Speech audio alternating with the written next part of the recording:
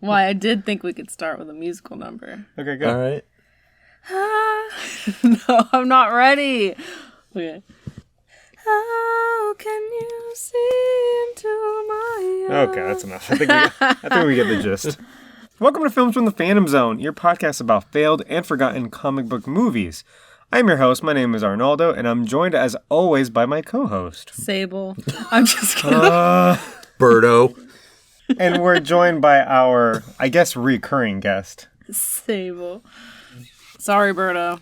I'm just a guest. I'm not the co-host. So in case this is your first time listening to our show, we pick some failed and forgotten comic book movies. The way we decide if they're failed or forgotten are by a set of rules. Rule number 1, it must be a comic book superhero film. Rule number 2, it must be a failed franchise, and we consider a failed franchise being one that's out of business. They're not making any more movies anymore. And rule number 3, if the film franchise ends on its own terms and is overall pretty well received, then that does not count. That is not considered failed. So, Berto, what movie are we doing today? Daredevil, starring Ben Affleck. Ben Affleck's Daredevil, yeah. No. And before... I was going to say not Charlie Cox. No, not the good one. Not the good one. Not the good one right up top, right?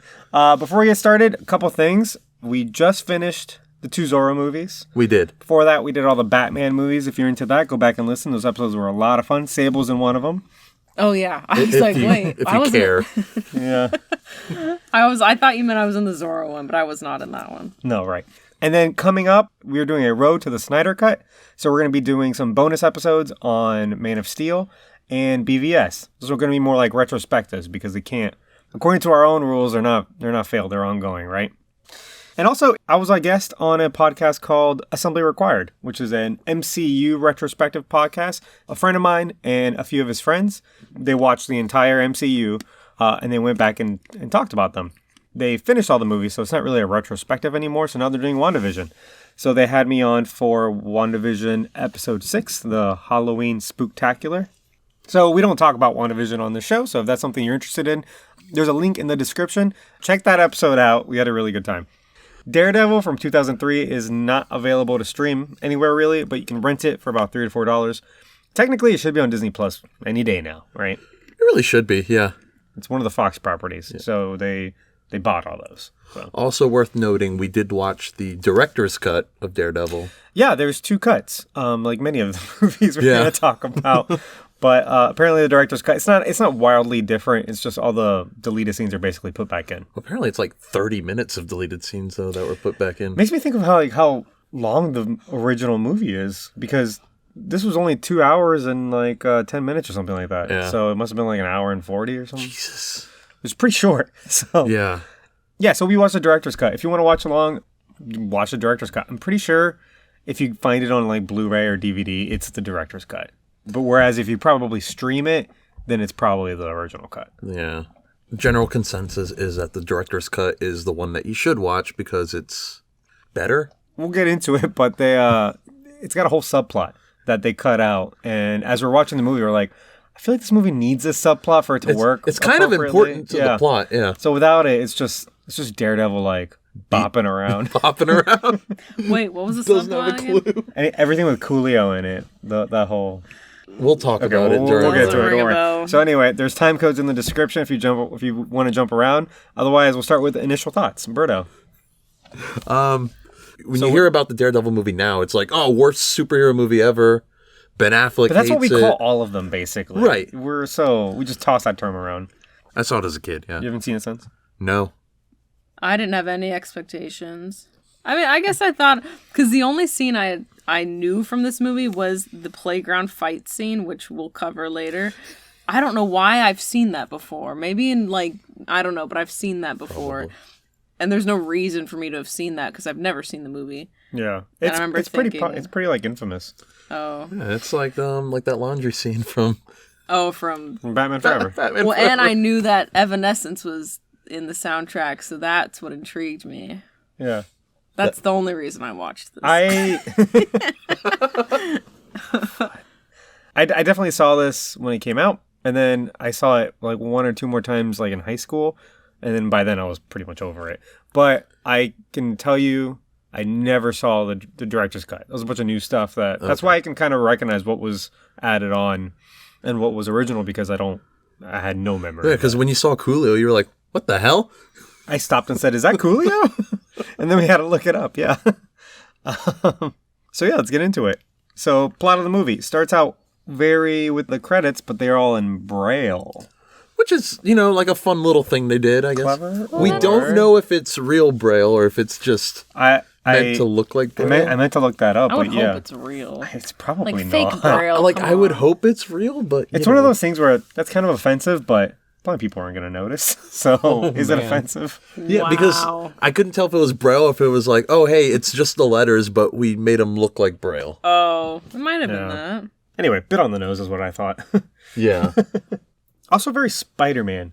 I got Spider-Man vibes Yeah. throughout this whole movie. This is around that era yeah, it where, was because made around the same Spider-Man time. was so popular, every superhero movie was kind of trying to emulate that Spider-Man. Sony feel. hit something when they made Spider-Man, so Yeah. Fox is like, shit, we got to do that because our X-Men movies aren't quite like that. Yeah. Yeah, so the long credits in Spider-Man at the beginning, that's all webbing. This was essentially the same all exact thing, but it's Braille. Braille. It's like a Braille. themed credits Yeah. going through, yeah. And then we start off with Daredevil on top of the cathedral, bleeding his ass off. It's the classic trope where like a movie starts and then the character's kind of like, oh, I bet you're wondering how I got here. Reminds me of like Deadpool. Well, yeah, but Deadpool's making fun of it. Yeah. And so was Thor when they did it in that movie. Yeah. Oh, they're okay. Yeah, because this movie is just like, Probably wondering how I got here. they say your life flashes before your eyes before you die. So, It's true, even for a blind person. yeah. Is that what That's what he That's what said. So you bring up a good point, is that there's a voiceover, which Yeah. we talked about this when we talked about Kick-Ass, is that too many of these movies do the same thing. Mm-hmm. It's the Spider-Man, it's this movie. At the beginning, it's the voiceover, and it's the character going like, oh, probably wondering, blah, blah, blah, blah, blah. Well, let me tell you how I got my powers, which is Yeah. essentially what Tobey Maguire says in that movie. Perfect. Almost like line by line, I'm sure. Yeah, I paraphrased. So then it just goes into a flashback. And he's a kid, right? Yeah, he's Yeah. like a kid and he's getting bullied. Typical kid shit. Typical over the top extreme bullies that are in a lot He's of getting these bullied movies. like in an alley. It's a very unrealistic bully situation. Yeah. Yeah. Where it's like three kids and they're just like, hey, you're stupid. I'm going to beat you up. Yeah, and it's like, why are they in an alley? It's always in an alley. Because New York. It's New Hell's York. Kitchen. Oh, yeah, he's talking about how he grew up in Hell's Kitchen. It's like, oh, yeah, it's Oh, not the yeah. best neighborhood, but it was home, blah, blah, blah. He also comments that that they don't call it that anymore. It's Clinton now, which Isn't Par- it called par- Hell's Kitchen again now, though? sort of, yeah. Part of the problem with Daredevil is that when they wrote it, Hell's Kitchen was a terrible neighborhood. Yeah. And now it's been gentrified. So now it's like super hipster and super expensive. Which they actually touch on in the Daredevil show. In the show, they blow it up. Ooh. And that's how they make it shitty again. Yeah, a bunch of bombs go off. Oh, yeah. And now it's like, oh, They fuck. had to make it shitty. So now it's shitty for the Hell's story Kitchen. to work. Yeah. For Daredevil to work, the neighborhood has to be shitty. Yeah. And so, Is it still called Hell's Kitchen? To this day? like for fun, but it's fun. officially called Clinton. I like Hell's Kitchen, but Yeah, Hell's Kitchen's better. But I'm sure the people that live there call it Hell's Kitchen. Yeah, but they're also Probably. trying to sell apartment complexes, I'd buy an apartment in Hell's Kitchen. me too. It's Manhattan. badass. It's not cheap. Can I say that the kid, Daredevil, what's his name? Matthew Murdock, Mm-hmm. looks so much like he could have been like Charlie Cox. Like he Oh, you looked mean, like you thought the kid looked more like Charlie he Cox fit than Ben as Affleck? a Charlie Cox Daredevil. Yeah, more so than Ben Affleck. Like, I thought physically. looks like I it. was like, he looks like Charlie. I didn't think the kid was a good actor, though. Like, in these scenes... I mean, it's a kid actor. But, I know, but I didn't think the dad was a good actor either. well, there's a kid actor in that Daredevil show. You don't think he looks like Charlie Cox? I think he He looks was like Ben too- Affleck. Yeah, just swap him. No, he was too pale and freckly, and his face was chubbier. Like this kid looked like, oh wow, that's probably what Charlie Cox kind of has a chubby face, though. A little bit. No, he's chiseled. You put a lot of thought A into little this. bit chubby. It's all I could think about. Okay. About how much he just. I was like, wow, that looks like Charlie Cox. Send a picture to the listeners, but somehow post a picture. Yeah, there's 5 of them and have all their phone numbers. So let me just real quick. No, in the description. Yeah, we'll put a pic. Yeah, and you're gonna be like, whoa, Of all of the children Daredevils. for all of them. So he goes home, he meets his dad. Yeah. His dad is a former boxer, Jack Murdock. Jack Murdock. Yep. Murdoch is such a cool last name. Yeah. It is. Yeah, for sure. I wish it was. What's his like title? Battling Jack? Devil. It wasn't His nickname Devil. is the Devil. But I think like Yeah. his Battling, name when he was yeah. like battling Jack Murdock or something like that. Yeah. But he doesn't box anymore. He works at a reputable construction yard, right? Allegedly. Yeah, and so he tells Matthew, who's Daredevil, by the way, Matthew Murdock, tells Matthew like, hey, you're not getting into fights. You're not going to be like me. You're going to study. You're going to be a doctor or a lawyer. Yeah, he wants his kid to be successful, basically not live the same life he did. Right, because they're poor. Juice fell. Shirts have fallen. Fuck. We're in a closet. I hate this. The only person who's comfortable is Kaya. Kaya has inserted herself. She's so She cozy. stole my spot. But poor Birdo's halfway spilling out the closet door. It's fine. That's fine. We're gonna miss these days when we're in a big studio. When we're famous. Yeah. So a different day, Matt goes to find his dad over at this reputable construction yard, and the foreman's like, Jack Murdock, he hasn't worked here in months. And then so Matt's like, the fuck? Yeah, goes and finds his dad in an alley. Beating the shit out of someone. He's shaking someone down because he's working for a mob boss, for real. Yeah. That petrifies Matthew. He's so ashamed of his dad. Well, this leads him to start running away like an idiot. Oh, yeah. And he runs back into the construction yard, I guess, where they're handling dangerous chemicals. Do we know what the actual chemical is that spills in his eyes? Isn't it just like some radioactive chemical? Acid? I don't know, bleach, acid, yeah. who Chemical knows? X, the stuff that made the Powerpuff Girls. Oh, yeah. Because it has to be some sort of mystical, like, I don't. substance. I think it was- I don't think in universe, like in the comics, it's mystical or anything. I think it's Yeah, just I think it's just radioactive chemicals. chemicals. Yeah, But it gives some supersonic shit. yeah, because It went right in his brain. he's running, a forklift pierces a chemical barrel and it sprays him in the face. Like Yeah. really hard. I thought that scene was kind of cool because it showed like what was happening inside of how all the veins and whatever was being like affected by them. I'm glad you said that because I think that's completely unnecessary. I thought it was very necessary. It was a very early 2000s thing to do. Yeah. So It's like when Spider-Man gets bit and you see like the venom going through his Yeah, veins. I love scenes again, like that. it's because of Spider-Man, but also because this is around the time when they like discovered CGI and they thought we can use CGI for anything. So like, what do you want to do? We got to show the chemicals going in like the eyeball. Yeah. Like you see like the iris and you see the veins. We in didn't his need to brain. see that. You don't need I to see any of that. needed to. I liked it.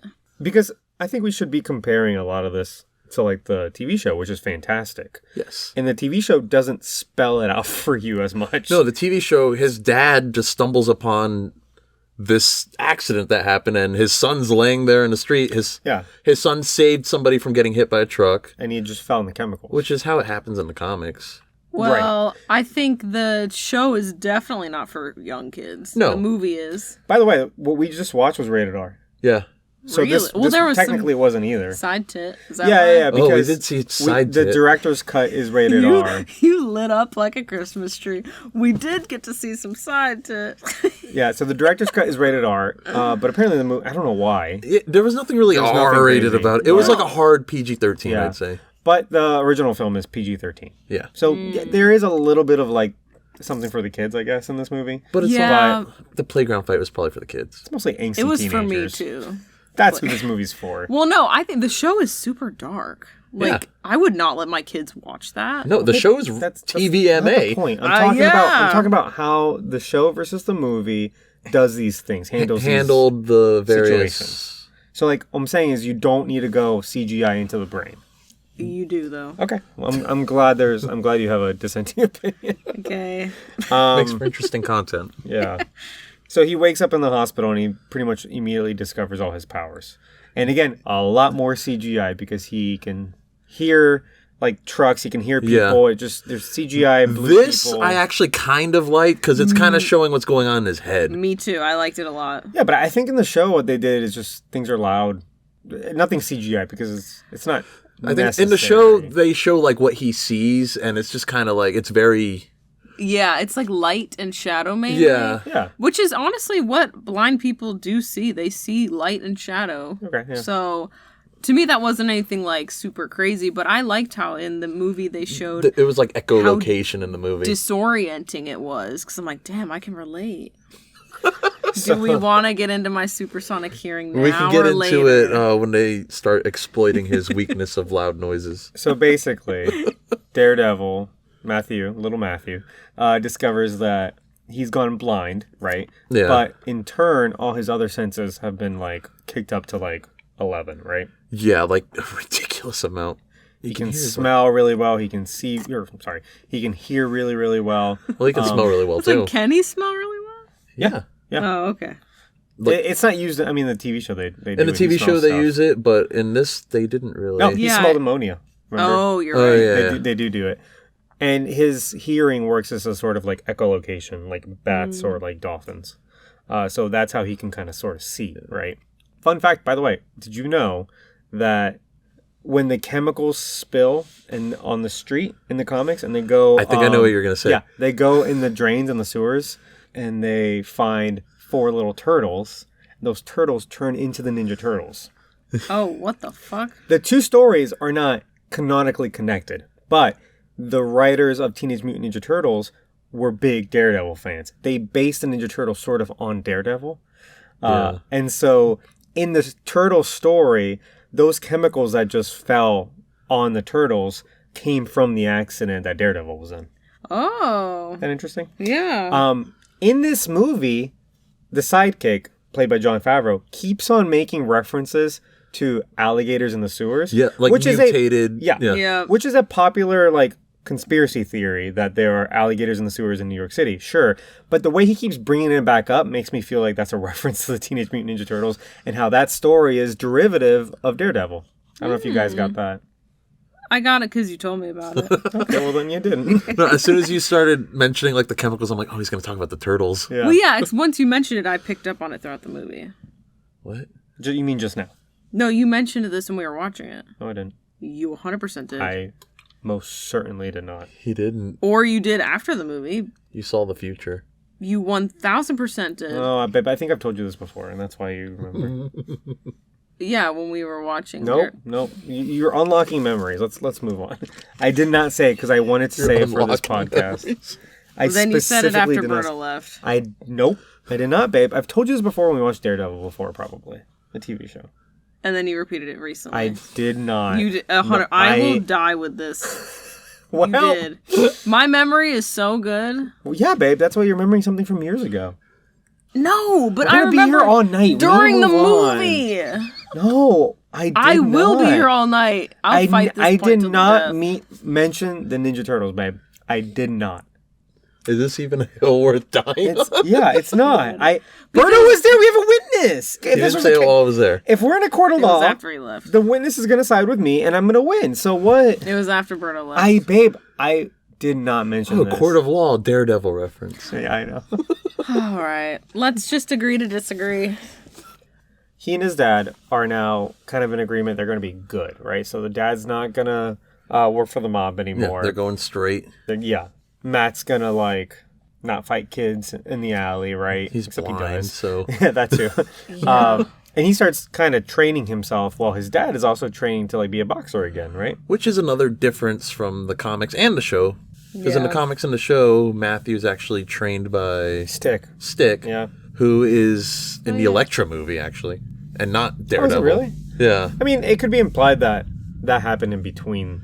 Yeah, there's a number of years that are just unaccounted for, so we can give it the benefit of the doubt. But Stick is not in this movie.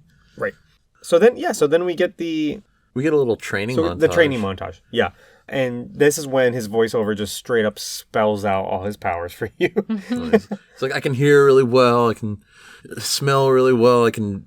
All my senses are fantastic now. Well, even his reflexes improved because while he's doing this little montage, I noticed he can jump really high. It does backflips now. Somehow his senses are helping with that. And then right after I thought that, Ben Affleck voiceover explained oh yeah, now my senses are heightened. And I was like, oh, that's how you're an acrobat. Yeah, heightened senses shouldn't make you jump higher. That's though. what He said something to that effect though. He said He did. That's what I just said. Which is one of the problems I had with this movie, because that's not one of his powers. He can't jump 20 feet in the air. Yeah, we'll get to that. It improved his balance and flexibility. That's what it is. Yeah. Thank you. So he is found in the same alley by the same 3 bullies again, but this time he's blind. And the bullies are just like, fuck you, blind kid. Like, they don't care. They're just going in again for round 2. I think my notes for that just say, who bullies a blind kid? Like, who the fuck does that? Yeah. Seriously. But this time, he just beats the shit out of him with a stick, right? Because he has all these reflexes. Yeah. Fighting skills, right? So he fought again, so he broke his promise to Dad. He did. Oh, wow. So meanwhile, Jack has become this great boxer. He's in, like, the local rings again. Yeah. He's working his way up. He's gone clean. He's got that sweet-ass devil-horned hood and robe, which I thought was really cool. Oh, yeah. And so he's going in for a big fight, right? The mobster, his name's Fallon, shows up and basically is like, hey, it's your turn to throw the fight. And he's like, what are you talking about? And he's like, you think you were, like, winning on your own this whole time? He's like, nah, like, I was paying all of them to throw the fights. Now it's your turn to throw it. Yeah, and he's like, I don't work for you anymore. He's like, oh, no, you still work for me. Like, everybody works for me, basically. That's kind of like a tiny theme in this movie is like how they just kind of show like how corrupt this area is, that everyone works for the mobsters. And then they threaten him. It's like, think of your son, Jack. Blah, blah, blah, blah. Yeah. So, they go into the fight, and as, he goes in, he throws the robe onto Matt. And so Matt's wearing the robe with like the horn, hood, and everything, which is a nice little foreshadowing. Ooh. Yeah. Wow. Daredevil. So the fight happens. He's about to like lose, and then he sees Matt, and Matt's like cheering for him. He's like, "Get up, Dad! Get up! Come on!" So instead of throwing the fight, he gets up. He wins the fight, but he knows he's probably in big trouble now. Yeah. Yep. And he is, because immediately afterwards he gets shot in the alley. Yeah. Matt runs up to him and he's like, "I can't see you, Dad." And it's because he doesn't have a heartbeat. Yeah. Like, no shit, kid. He's dead. Very Batman-esque. I was literally just going to say that. Very Batman-ish. Yeah, we're going to talk about it, but Daredevil's kind of one of the, like, Marvel equivalents of Batman. In his ideals and just kind of... Yeah, because he's, a tortured character. He's very self-righteous, and he's kind of got a big boner for justice, right? A little emo boy. Yeah, a little bit, yeah. Operates at night, does everything on his own, kind of a loner. So very similar in kind of themes and personality to Batman, but... Oh, we notice on Jack's corpse that there was a rose left on it. Oh, yeah. So, flash forward, and now he's an adult, and he is sleeping in a coffin. That was weird, right? I get why they did it, though. Okay, so later on we see his entire lair, and a big problem I have with this movie is, why does Daredevil, A, have a lair, B, need a lair, and why is it so big? Why is it so expensive looking? Why is it futuristic? Why not? Batman has a lair. Batman's a billionaire. He's a lawyer. He's a pro bono lawyer. He's a pro bono lawyer. He doesn't make money. No money. That's the whole thing. The whole point of their whole thing in this movie is that they're getting paid in fish. And they have no money. And they live in Manhattan. Well, it doesn't look like his place is an actual house. I thought it looked like some sort of old abandoned Maybe office he's, building. No, you see his bed, and you see, like, his kitchen. Yeah, you can throw a bed in the kitchen. It looked like a middle school cafeteria to me. It was a lot of stainless steel. It was very futuristic and expensive. He tapped on the wall, and all the doors on the wall, secret doors, like, turn. You weren't paying attention. No, I was. And then he goes in, and then there's this huge layer, all his suits. That's where his coffin is. And a big coffin. Oh, you're right. And the thing about the coffin, it's like it's basically a bathtub where he pours in a bunch of salt to like help with his wounds. But does it have to be a fucking coffin? Well, I think he does that to block the sound out so he can sleep. That's what I thought. That he sleeps in there. Yeah. Okay. I wrote. So that's why I'm like, I get why they did it. It's a little weird, but I get it. It's a little weird. And it's supposed to look dark and creepy, like he's a devil laying in a coffin. Like, it's symbolism. But he's not a vampire. He's a dude. Well, he's a weird dude.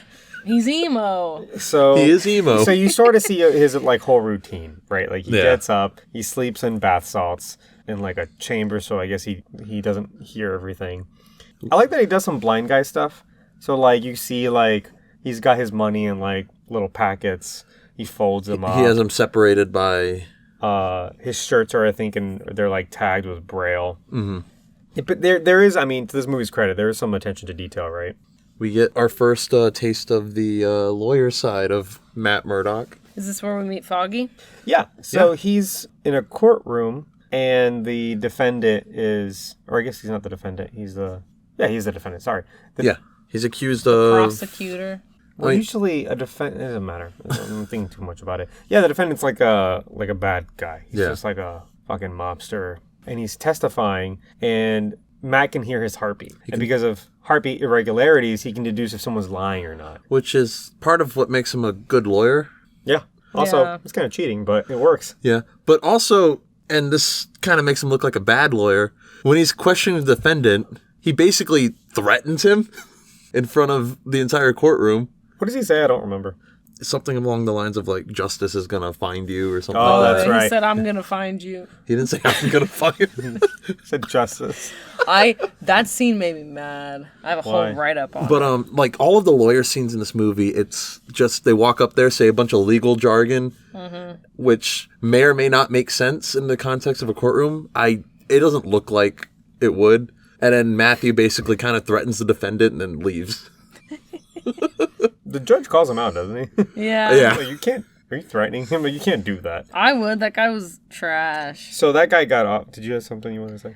What did the guy do? He sexually assaulted that girl? It was heavily implied that that's what he did, yeah. Okay, yeah. Ew, he creeped me out so much. He said she enjoyed every minute of it while she's sitting there literally crying and upset. Like, it just made me Also, mad. yeah, that was his defense. She enjoyed every minute of it. Yeah, I'm like, all right. What human? That wasn't his defense. That was just the thing he threw in at the end because he said that it was fully consensual and he had witnesses and blah, blah, blah because everyone's in on it and they're all getting paid. And she's like she was like a druggie or a prostitute or something. Oh, they didn't trust her character. And they tried to use that as leverage against her. I'm like, it doesn't matter. Right. It just made me mad. Because there's people out there like that. Well, it just comes down to what the jury thinks, so. Exactly. Yeah. So he gets off, and Daredevil's obviously pissed about it. And so we meet a sidekick, Foggy, played by Jon Favreau. Who's basically playing Happy Hogan in this movie. They're similar characters. Yeah, we said this. Yeah. And Happy's like, sorry, Foggy. Foggy's like, hey, you want to get a drink or something? And he's like, nope, not tonight. Because he's looking at the bad guy, and he's like, I'm going to go kick his ass. Yeah. Right? So he goes full... Daredevil, puts on the costume and everything. We get the Batman suit-up scene. Suit-up scene. It was a little Batman-y, yeah, wasn't it? Hell yeah, it was. But there was no ass shot or nips. Nope. I wrote that down. Which makes it worse, obviously. Obvious. Yeah. And then he stands there spinning his weapon around for like 10 seconds. I think he did it later, or he does that both times. No, he did it I think he does it both times. He definitely did it during the suit-up, because I was like, this is unnecessary. Yep. Yeah. So Daredevil has 2 sticks, and those sticks connect. I think there's a name for this kind of mechanism. Nunchucks. No, they're not quite nunchucks. They're not nunchucks, no. They're not quite batons either. It is, but it's like a baton with like a thing in it. Multi-purpose weapon. Yeah, and he uses it for, obviously, multi-purposes. And a walking stick, right? Beating people up, walking stick, grappling hook. This one turns into his walking stick, which is dumb that he carries out. He carries around, like, Daredevil. It's a billy club. That's what it's called. Okay, yeah, billy club. Thank you. But billy clubs don't have, like, the cables attaching them. No, that's... So he does that to, like, grapple, too. Yeah. So it's a very Daredevil unique thing, which is it's cool. So he goes to Josie's bar, and that's when we see, like, the bikers and the one bitch who takes her top off for, like, the race. I've always wanted to go to a bar like this. That's like my dream, to be like a regular at a dive bar? Yeah. Why? I just think it's cool. People get, like, shot places like Not if it's one of the places where everybody's like family. Really dingy lights. You got all these bikers. I've just always wanted to go there. I mean, there's plenty of bars like that around here. Right. Name one. I don't know the names because I don't go there. Anyway. I'm going to find one. So he's just hiding up in like the rafters waiting to like beat this guy up. Yeah. And they totally see him. Everyone can see him. They point at him. They stop and they look and they're like, who's this motherfucker up there? And they're like, hey, who are you? I thought that part was funny. They go, hey, like, what do you want? And he's like, Justice. And then he beats them all up. In fairness, give this movie credit where it's due. This scene was really cool. This is like the best scene in the whole movie. This was probably the only good fight scene. Yeah, it was actually a really good fight scene. He like starts, the whole gang is there, like this guy's gang. So they're all attacking him. He's just kicking all their asses one at a time. He's knocking lights off. They're throwing chairs. He's dodging shit. They light the place on fire. At one yeah. point, a small fire is lit on a billiards table. Or Yeah. a pool couple table. different ones. Not And just, so, I think, a couple tables light on fire. yeah. so he uses that to his advantage. He starts walking through the Because, flames. yeah. Oh yeah. His whole bit is that he looks like a devil so that he can, like, basically symbolize to, like, his victims that, like, I'm the person you see before you go to hell. You're in hell. Because I'm doling out justice, right? Ghost Rider. We always find a way to bring him up. We always. I think Ghost Rider's mentioned in every episode, by the way. Because he's relatable and relevant to everything. Go listen to our Ghost Rider episode. Yeah, Oh. it's good. So he uses that little bit to his advantage. He walks through the fire to kind of, like, exemplify his whole point that he's a demon. Right? Yeah. Yeah, and he just, like, beats the shit out of that guy. Meanwhile, Josie's bar is fucked. Like, Poor Josie. he chases the guy all the way to the train station. That's right. So they're in the subway station. He chases them there, and the guy they're fighting. He falls into the fucking, what's that called? Like, you know, the subway when you fall in the train tracks. tracks. Yeah, and obviously the C train just comes, boop, kills him. You see that light at the end of the tunnel? That's not heaven. That's the C train. Oh yeah, he did say that word for word. And this is where also we find out that Daredevil's weakness in a fight is loud noises. Whew. Yeah, if that wasn't obvious, but yeah, for sure. Also, that mobster was named Joe Quesada, who is a Marvel artist and exec now. He's like a Yeah, producer. he's pretty high up there. Yeah. Oh wow. So it was a fun little bit. And then we get Joe Pantoliano. Do you know that's the guy from The Matrix? He's also in You could have just said Ben Bad Urich. Boys. Yeah, no, I mean the actor. Oh, And he's always wearing that the fucking that dumb hat. the hat. Yeah, it's a thing. But He always he wears. plays Ben Urich pretty well in this movie. Yeah, so he's Ben Urich, the Reporter. reporter.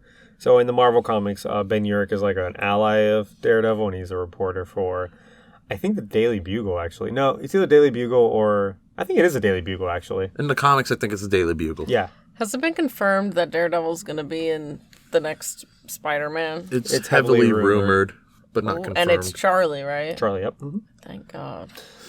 So Ben Urich is there. Also, I think it's really appropriate that Ben Urich is working, since they can't use the Daily Bugle, he's working for the New York Post. And the New York Post is a very tabloid, conspiracy theory kind of heavy publication. Ooh. So he's the reporter who has all these theories about alligators in the sewers and Daredevil, the mass vigilante. And so he's there looking for evidence to support his Daredevil theory. And the cops are like basically telling him to fuck off. Yeah. It's like, we don't need any mass vigilante. You're a crock of shit, blah, blah, blah. And Ben Urich's like, you don't think Daredevil's here? Lights a match, throws it on the floor, and like... His artwork. His artwork, the Like, DD and the interlocking flames. D's shows I up in loved flames. that. It's Which- so cheesy that he would leave that there, though. It is cheesy, but I do like the little moment. Well, that guy would have looked dumb as hell if nothing happened. He just thought like, oh, he just knew it was right there. He would have looked pretty fucking dumb if He's he's like, oh, watch this. Watch this, and be like, the fuck was that supposed to be? He just lit him out. I would imagine that he noticed it. And Oh, was I like, would hope so. Yeah. Yeah. And was 'Cause like, remember, okay, he's a well, reporter. That'd be He's supposed to be embarrassing. smart. He's a smart guy. But yeah, everybody thinks he's basically like kind of a crock of shit. But in the TV show, he's apparently a very respected reporter. Yeah, this guy seemed like a nerd. Oh, yeah. Because in the TV show, again, the character's different in that one because Yeah. he's like kind of a boss and he does really good reporting and he doesn't work for like a tabloid. Yeah. Whereas this Ben Urich works for the New York Post, which is a tabloid. Yeah. But it's the same concept, though. It's a reporter Right. trying to basically figure out what's going on with this new vigilante. Right. So there's the diner scene next with Foggy. They go out to a diner. He keeps pushing this alligators in the sewers. Oh, yeah. Foggy's a Theory. huge fan of Ben Urich. He loves his work. Again, Foggy Nelson, played by Jon Favreau, plays Happy Hogan in the Iron Man movies. Also directed Iron Man, directed Elf, and is now the showrunner for The Mandalorian and creator of Mandalorian. Ooh. So this man created the MCU, essentially. Help kick it off, yeah. And he's in then that take it cooking up. show. Yeah, Chef. he does that. He's just all around He also awesome. has his movie, Chef. Well, he made this cooking show because he did so much like training with a real life chef For that the movie. Chef, And he loved it. Yeah, and he loved it, and so he's like, we should just record this because he stayed friends with that chef. Wow, in that's so cool. No, it's just like him having fun. Basically. Well, again, he's a really good director, so I think he has an eye for detail. Like if he's gonna make a movie about a very complicated, he wants to get it right profession, then obviously like real chefs would watch that movie and pick it apart. You know? Yeah. So he wanted all of it to be perfect, so he went and he got like a really good. Did he get certified to be a chef? No, I don't think so. That's a lot of school. Yeah, but he had the real life chef with him. And now they do a TV show on Netflix, a cooking show, where they also interview like a bunch of like movie friends of his. Yeah. So like RDJ was on an episode. Tom Holland. Robert Rodriguez was on one. Never mind. What? They did a whole episode with all of those stars. Yeah, he got like all of them and they sat in a restaurant and just talked. Yeah, because they were like on a film set at the time. He kind of records a show like where he goes. They were probably filming. Oh, he did one with Avengers.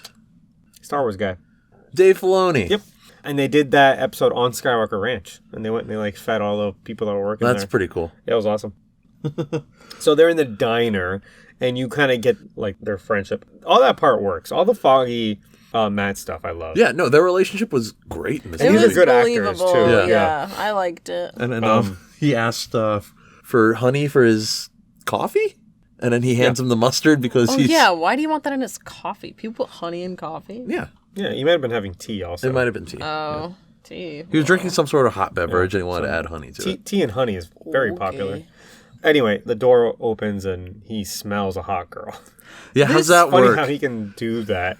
And he's like basically going to Foggy like, is she hot? He hears sparkles. Like you hear this like weird sparkly sound, and then she pops in with her fake green eyes, and he can tell Her she's eyes are hot. very fake green. Like Hulk green. And I'm sitting here wondering why did they do that? And it's only Is it- in certain parts. Is it that Elektra in the comics has green eyes and that's such a defining trait of hers that they decided... I think it's because she's Greek and she has green eyes and it's like a thing.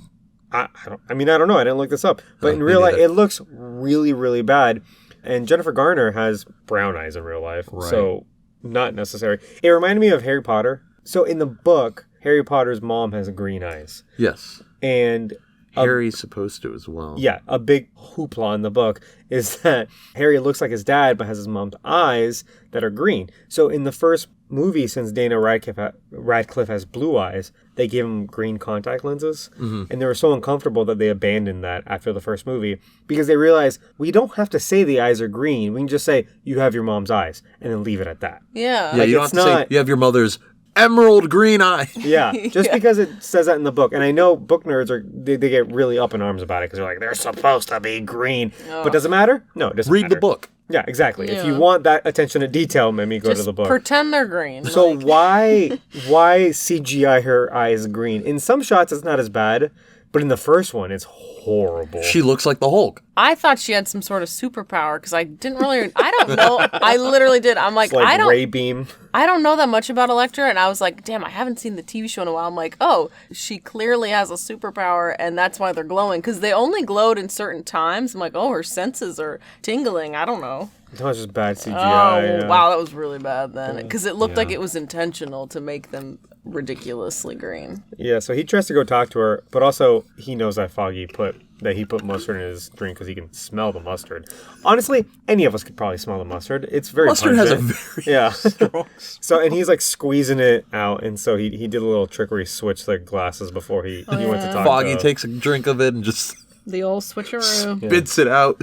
So the girl is Elektra Natchios, which is a pretty big character in Daredevil kind of like stories, and a love interest played by Jennifer Garner, who at this point they weren't married, Were they dating? but I think they were dating. Okay. Or either that or they Which is met weird on this because they don't movie. have a lot of chemistry in the movie.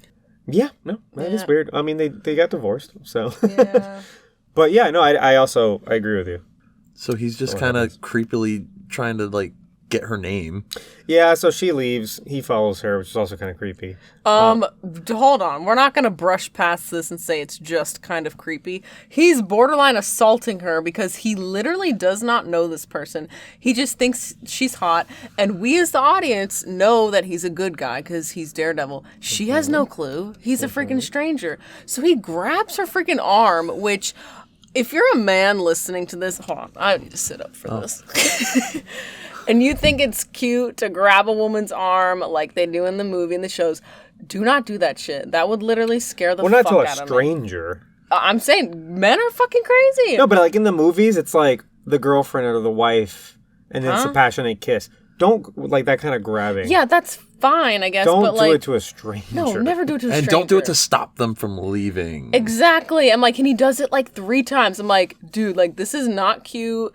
Like, it's not the move. Like, and I feel like most people watching this, they don't think anything of it. But I'm like, as a woman in today's society, it's like, that would scare the shit out of me, and I would probably freak out. Like, no. Charlie Cox would never. Like, no. What's not Ben Affleck's fault? I He's know. just the actor. Ben Affleck, stop grabbing women. I know. Because it's like, men don't think about it, but like, I was in the parking lot the other night. It was nighttime. It was like Did you get 7. grabbed? No, but I was getting in my car. I was the only person in the parking lot. I was dropping off a package. It was late. Car pulls up. It's all these guys. They're like, oh, hey, you're beautiful, da-da-da. Like, trying to talk to me. And they weren't being, like, necessarily creepy or... I mean, it was definitely creepy and weird, but it wasn't, like, gross or over the top. But I'm like, I'm a woman alone in a parking lot with a car full of men. Like, what part of you thinks I'm going to stop to talk to you? Like, it's that same mentality. It's like, why would you grab a woman's arm? Like, it made me mad. And I'm not overreacting. I completely agree with you. Nobody said you were. No Just one said. anyone listening, like, do not do that Okay, shit. Like, so- don't grab people, don't talk to people. Where were don't you during know. our Wonder Woman episode? I should have been there. Anyway. What? I know. So this movie is directed by Mark Steven Johnson. Do you know what other movie he directed? Yes, I know, Ghost Rider. Yeah, see that I did tell We you. talked about that. Yeah. That was the same night you told me about the whole Ninja Turtles thing, but we're going to move on. All right. And now you're remembering it. No, honestly, I did not mention the Ninja Turtles. That's all you. Anyway, so I get the vibe that this guy, I don't know, maybe he's living vicariously through these superheroes because he does the same shit with Ghost Rider. Yeah. We said it. Ghost Rider hadn't seen this is his ex-girlfriend from like 15 years prior, chases her down the highway, and then just makes out with her. Yeah. Non-consensually. Like... Yeah. And in this movie, you have Daredevil just grabbing this girl, and she's just like, don't talk to me. She literally fights him. And then they get into a Yeah. fight because of it. So what? Good for her. What are you thinking, dude? Because I get the impression he's just like this guy. What's the plan? Yeah, what's Yeah, the what's the plan plan? here? I get the impression this is like an incel who, like, girls don't talk to him, and he's like, needs to, like, justify the things that he's done maybe at some point in his life. He's like, oh, the superheroes are doing it. Like, yeah, it's sexy when, like, you just grab a girl that you don't know and you try to make out with her. Like, what? What's he getting across here, you know? I don't know. What's this guy's name? Mark Steven Johnson. Well, I'm not a fan, Mark. Well, he doesn't really make a lot of movies anymore because none of his movies are good. Well, there we have it. So anyway, did I mention played by Jennifer Garner, right? Yeah. Okay, Yeah. I did, cool. She looked gorgeous in this whole movie. I don't think she's pretty at all. I think see, she's that's okay. so I think she's funny. all right. I never thought she was super gorgeous, but in this movie, I'm like, wow, she looks really beautiful in I'm this just movie. not. I mean, she's pretty. Don't get me wrong, but I'm not particularly attracted to like her very sharp features. You know? Oh, see, I love sharp features, sharp jawlines, love it. She has got like 8 jaws and like 10 cheekbones. That's what everyone wants. I don't know. It's a bit much with her. I think she's like on the extreme. You know, it's like Megan Fox who has like sharp cheekbones. She's like more. What about Olivia Wilde? Yeah, her too. But like Jennifer Garner's like 10 times sharper. Oh, really? I don't know. Olivia Wilde's jawbones popping. Yeah. I don't know. In a good way. Jennifer Garner. No, it doesn't do it for me. Her Anyway, outfits were really cute. You didn't notice. Is that in your I notes? didn't. No, it wasn't in my notes. I just remembered. So then they fight at a playground because of all this shit that Daredevil's trying to do because he just wants to talk to her. Yeah. And there's a bunch of kids and they're like, "Ooh, fight!" Yeah, the kids are like cheering them on as they're like fighting on the seesaws. They fight on like a park bench and then some seesaws and Yeah, the kids are way too into it. This whole scene is not good. no, it's horrible. And I guess we're gonna talk about action later when we get to the analysis. But I guess like the fact that like he can keep up with her and she's like a trained fighter, I guess that attracts her to him. So, because she's like ooh. You can fight. Yeah, and then he's like, ooh, where can I find you? And she's like, I'll find you. Yeah, then she's all about it after that when she was like grossed out before. Well, it's because they fought. I don't think she had enough information before. She was just like, oh, this guy's trying to talk to me. And then she's like, Yeah. oh, wait, no. She's like, wait, he's hot. not a regular guy. And also, this is a blind man who almost beat me up. So what's that all about? There's something interesting here. I just don't know what. But they're like doing flips and shit. Oh, no, yeah, it's absolutely was ridiculous. extreme. Yeah. He finds out that she is Elektra Natchios, and apparently her dad, some other Natchios, Is very rich. yeah, some rich business guy from Greece. And don't worry, Foggy already makes a nachos joke. She sounds like a Mexican appetizer. So around here, we get our first scene that I'm pretty sure is deleted because I don't remember this, and I see why they would cut it. After his fight or whatever, he goes back to bed in like his little chamber. He's about to close it, and then with his superpowers, he hears someone like getting like strangled, Yeah.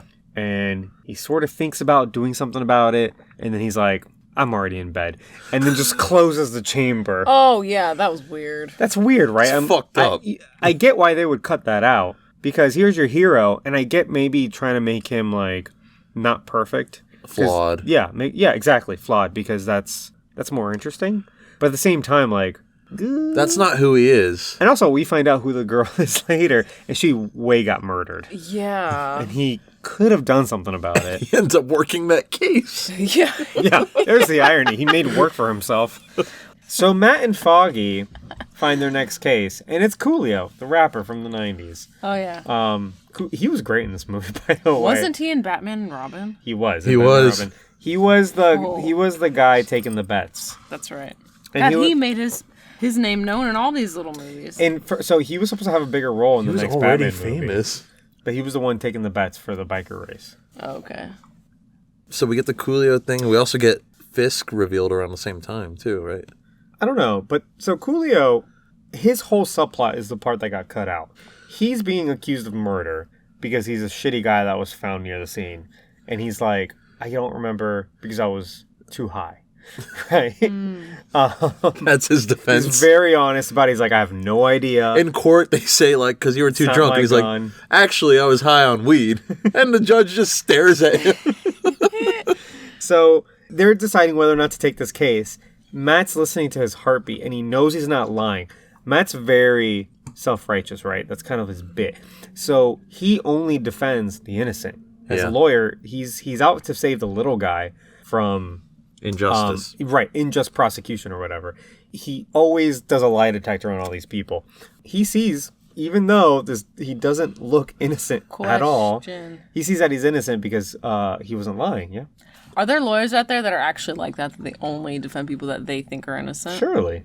Yeah. I would be one of those lawyers. Yeah, You wouldn't surely, make a lot of money, but yeah, they do exist. Yeah. Oh, wow. Okay. So they take that case. You were saying that's when we meet the main bad guy of this movie, Wilson Fisk.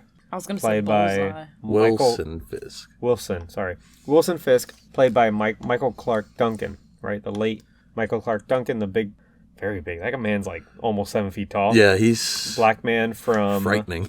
The Green Mile. Yeah. That guy's a great actor. He's like in his office talking to his goons. I think he's talking to Wesley. Oh yeah, Wesley.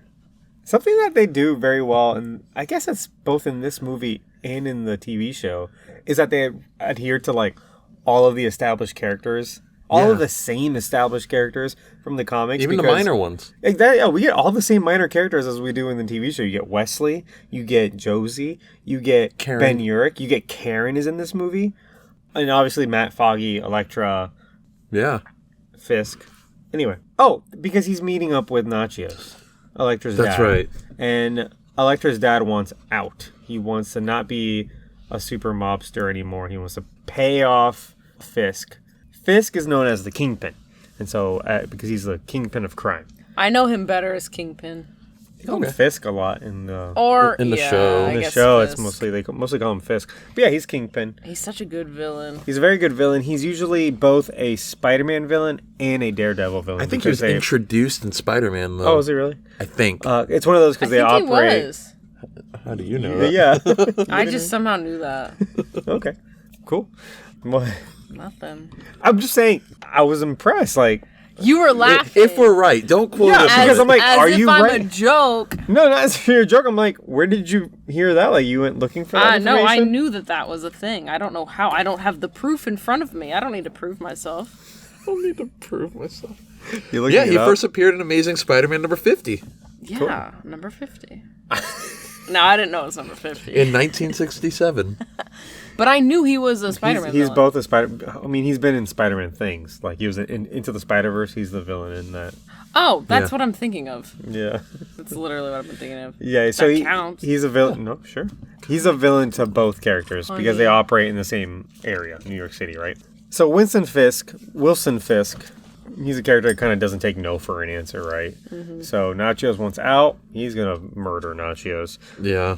Meanwhile, Matt and Foggy they sneak into the victim's house, like Coolio's alleged victim. Yeah, he kind of just picks the lock. I think Foggy's like, that's something you do now? Yeah, he's like, I think I missed that day of class. Oh, yeah, he kind of calls it out. Yeah. They investigate the apartment, and he smells pneumonia on the carpet, so as in to clean up bloodstains. And he feels like indentions in like a notebook or something, so he can kind of tell what was written. We get to kind of see the detective side of him here. Yeah, because he uses his Oh, powers yeah. to do all kinds of things, right? So Fisk is kind of aware of this Daredevil problem, so he just goes, "Get me Bullseye." Oh. And we fucking cut to Bullseye out in like somewhere in the UK, Yeah, right? and he's like in a At pub. a bar. taking bets for like darts. Yeah, so I guess he's chugging a pint while hitting a bullseye simultaneously with his other hand on a dartboard. He does a little Robin Hood. A Robin Hood's when you break like a dart or an arrow with a different one. And then the guy who loses the bet calls him like an Irish bad name or whatever. Because in this, Bullseye, played by Colin Farrell, is Irish. Who Which- is Irish, right? Who is an Irish actor. His character's horrible, right? The character's terrible. His mannerisms are weird. He's weird. Oh, he's, yeah, he always does his little cape flip. Like Yeah, he's a bad character top down. There's no redeeming this character. Two-dimensional as fuck. Yes, but at the very, very, very least, they let Colin Farrell, an Irish actor, be Irish in a movie, which doesn't happen very often. In American cinema, it's usually like if you're Irish or Scottish, you have to put on an English accent. Unless you're right? playing like a American. mobster or a crooked cop. Yeah. But usually when you see Colin Farrell in a movie, he's either doing a British accent or an American accent. Yeah. He very rarely is allowed to just be an Irish guy. And I don't know if it's because, like, maybe, like, Hollywood just thinks that we don't know what Irish people are. Or maybe we think, like, they think that we just can't understand them because their accents are too thick. I don't know, but it is nice to see, like, he gets to represent his people for a minute, Yeah. you know? in this shitty character. Yeah, Yeah. Too bad it's as this guy. Yeah, because I mean, think about every time you've seen Colin Farrell, he's probably doing an American accent. Yeah.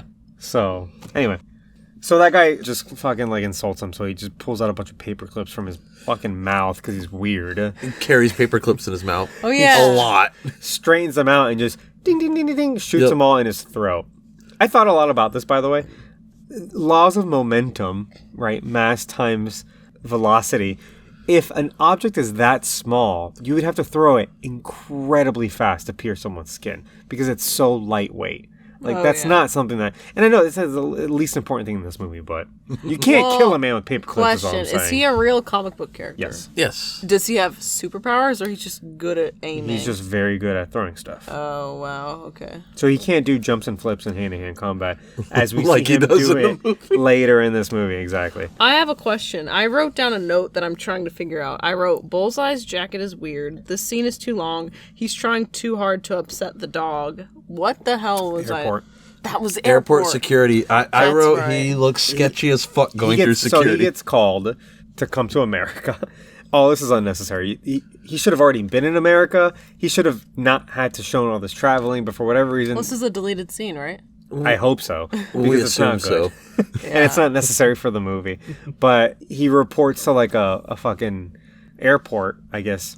And he's going through like TSA. Yeah, he sets off the metal detector, so they start like scanning him. Because he has fucking ninja stars in his belt buckle. He's wearing this huge like alligator skin trench coat with the armpits are open. Why? You remember that? Yeah, he looks dumb. Wait, are they really? Yeah, every time he lifts his arms, you see his armpits. There's holes in the armpits. Like, you don't see the shirt he's wearing underneath. No, it's skin. It's just bare skin. I think he's wearing a tank top underneath. He's a huge douchebag. I wrote Bullseye looks like a jabroni. I love him so much. It's so bad. That's amazing. So he's going through fucking security, and he obviously sets off the metal detector, and then he starts pulling paper clips out of his mouth. And staring at everybody as he's doing it. This is post 9/11. This is a man you detain. Yeah. This You is don't not let a this man- man on a plane. You do not let him on a Especially plane. since he kills someone when he's on the plane, too. Yeah, again, second scene that should have been deleted. He's on the plane. The old lady next to him That's is in being the theatrical loud. version, because I remember that. Oh, fuck. So he takes like an almond or something or a peanut, It's just a and he peanut. just flicks it at the right angle to choke the old lady with, and she dies. You see him measuring the trajectory while she's talking. Oh, You do yeah. see that. But why is this scene unnecessary? Because here's the thing. Just to show that he's a bad guy. But it's He's really played good for at- a gag. Yeah. And it shouldn't be, because he just murdered this old lady as a gag. And then the flight attendant's like, oh, look, she's asleep. right. Immediately It's a says gag. that after she died, yeah. So dumb. It's kind of fucked up. It is a little fucked. So Matt and Foggy get invited to a gala, right? Yeah. It's thrown by the Natchios. And so Elektra had invited Matt because she wants to get it in. And Foggy's his +1.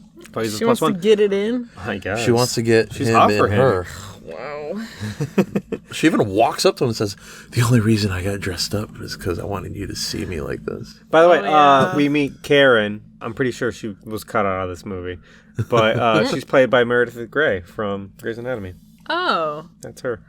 Oh, yeah. Anyway, so we're at the party, and Foggy is trying to meet rich people in order to get more clients that are rich, that pay with money, because all of their clients are poor and pay with fish. Yeah. And Ben Affleck, Matt Murdock, isn't too interested. He just wants to see, Elektra. Elektra. So... This is where Matt meets Fisk for the first time. Oh, he does run into at too. the He meets party- like everybody at this At the party. party, all the main characters are there. Yeah. But they do meet Wilson Fisk. You want to keep saying I keep saying Winston. Winston. I don't know why. Wilson Fisk. And then, Not important. The point is, Matt they have a immediately antagonizes him because he's like, our firm can't represent you. And he's like, why? He's like, because we only defend innocent people. Oh, yeah, he immediately dance. just, It's a like, gets ballsy sassy thing to with say. him. It's a real ballsy thing to say to, like, the kingpin of crime. In front of everyone. Yeah. Ben Urich was like hanging around. You know he heard that exchange. Ben Urich sees, not to be confused with Ben Affleck, Ben Urich sees Matt Murdock's stick, which is important later because he identifies the stick. With Kevin Smith? Yeah. Oh, yeah. So, anyway, Matt Murdock and Jennifer Garner, they have a dance. Matt Murdock Fucking- and Jennifer Garner. That's how we do things around here. Matt and Elektra. Yeah. Kingpin subtly threatens Natchios. Basically tells him he's going to kill him. He gives him Yeah. a rose. Yeah. Oh, And so Natchios yeah. is like, we gotta get the fuck out of here because he's gonna murder me. We're going back to Greece right now. Gets on his car. They drive away. Elektra gets in the car with him. Because she's like, what the hell's going on? Yeah, Matt Murdock's like, I'm gonna follow you guys, see what's happening here. But he dresses up as Daredevil first. How does he find time to do that?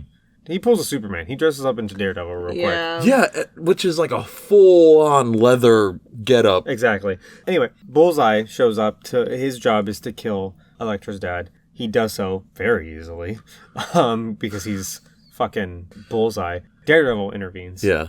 They have a little short fight, but Daredevil makes him miss. Infuriates him. He doesn't make him miss, though. He dodged it. Oh, He yeah, does, he yeah. said... It would have hit him if he stood still. Yeah. And he's like, I never miss. Yeah, he said, like, "Made I... me miss."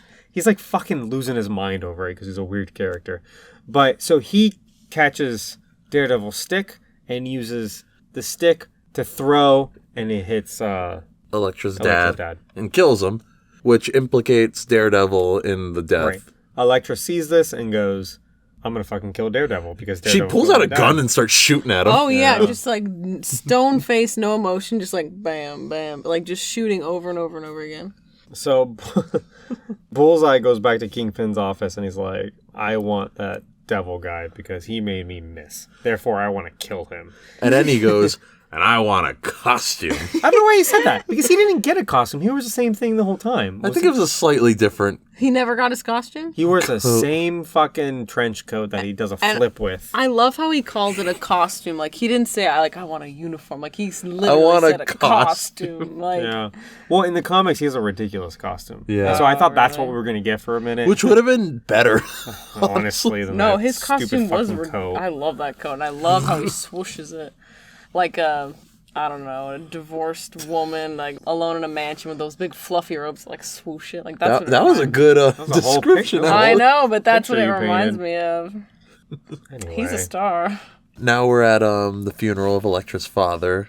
Oh, this is where Evanescence... And we start hearing Pops in. My Immortal by Evanescence. You cry, I wipe away all of your tears. Just want to, if you sing, I'm leaving it in. Not cutting it out. There's nothing you can tell me. But that's just me not trying. Okay.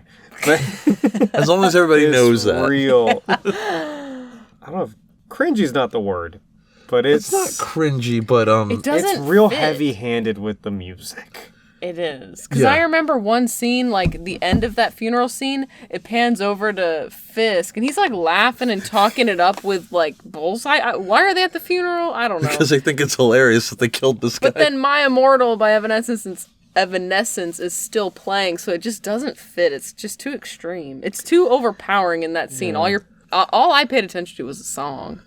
And I don't Elektra's know. sad. Matt tries to talk to her. She's like, I want revenge. Leave me alone. And leaves. And then Ben Urich shows up.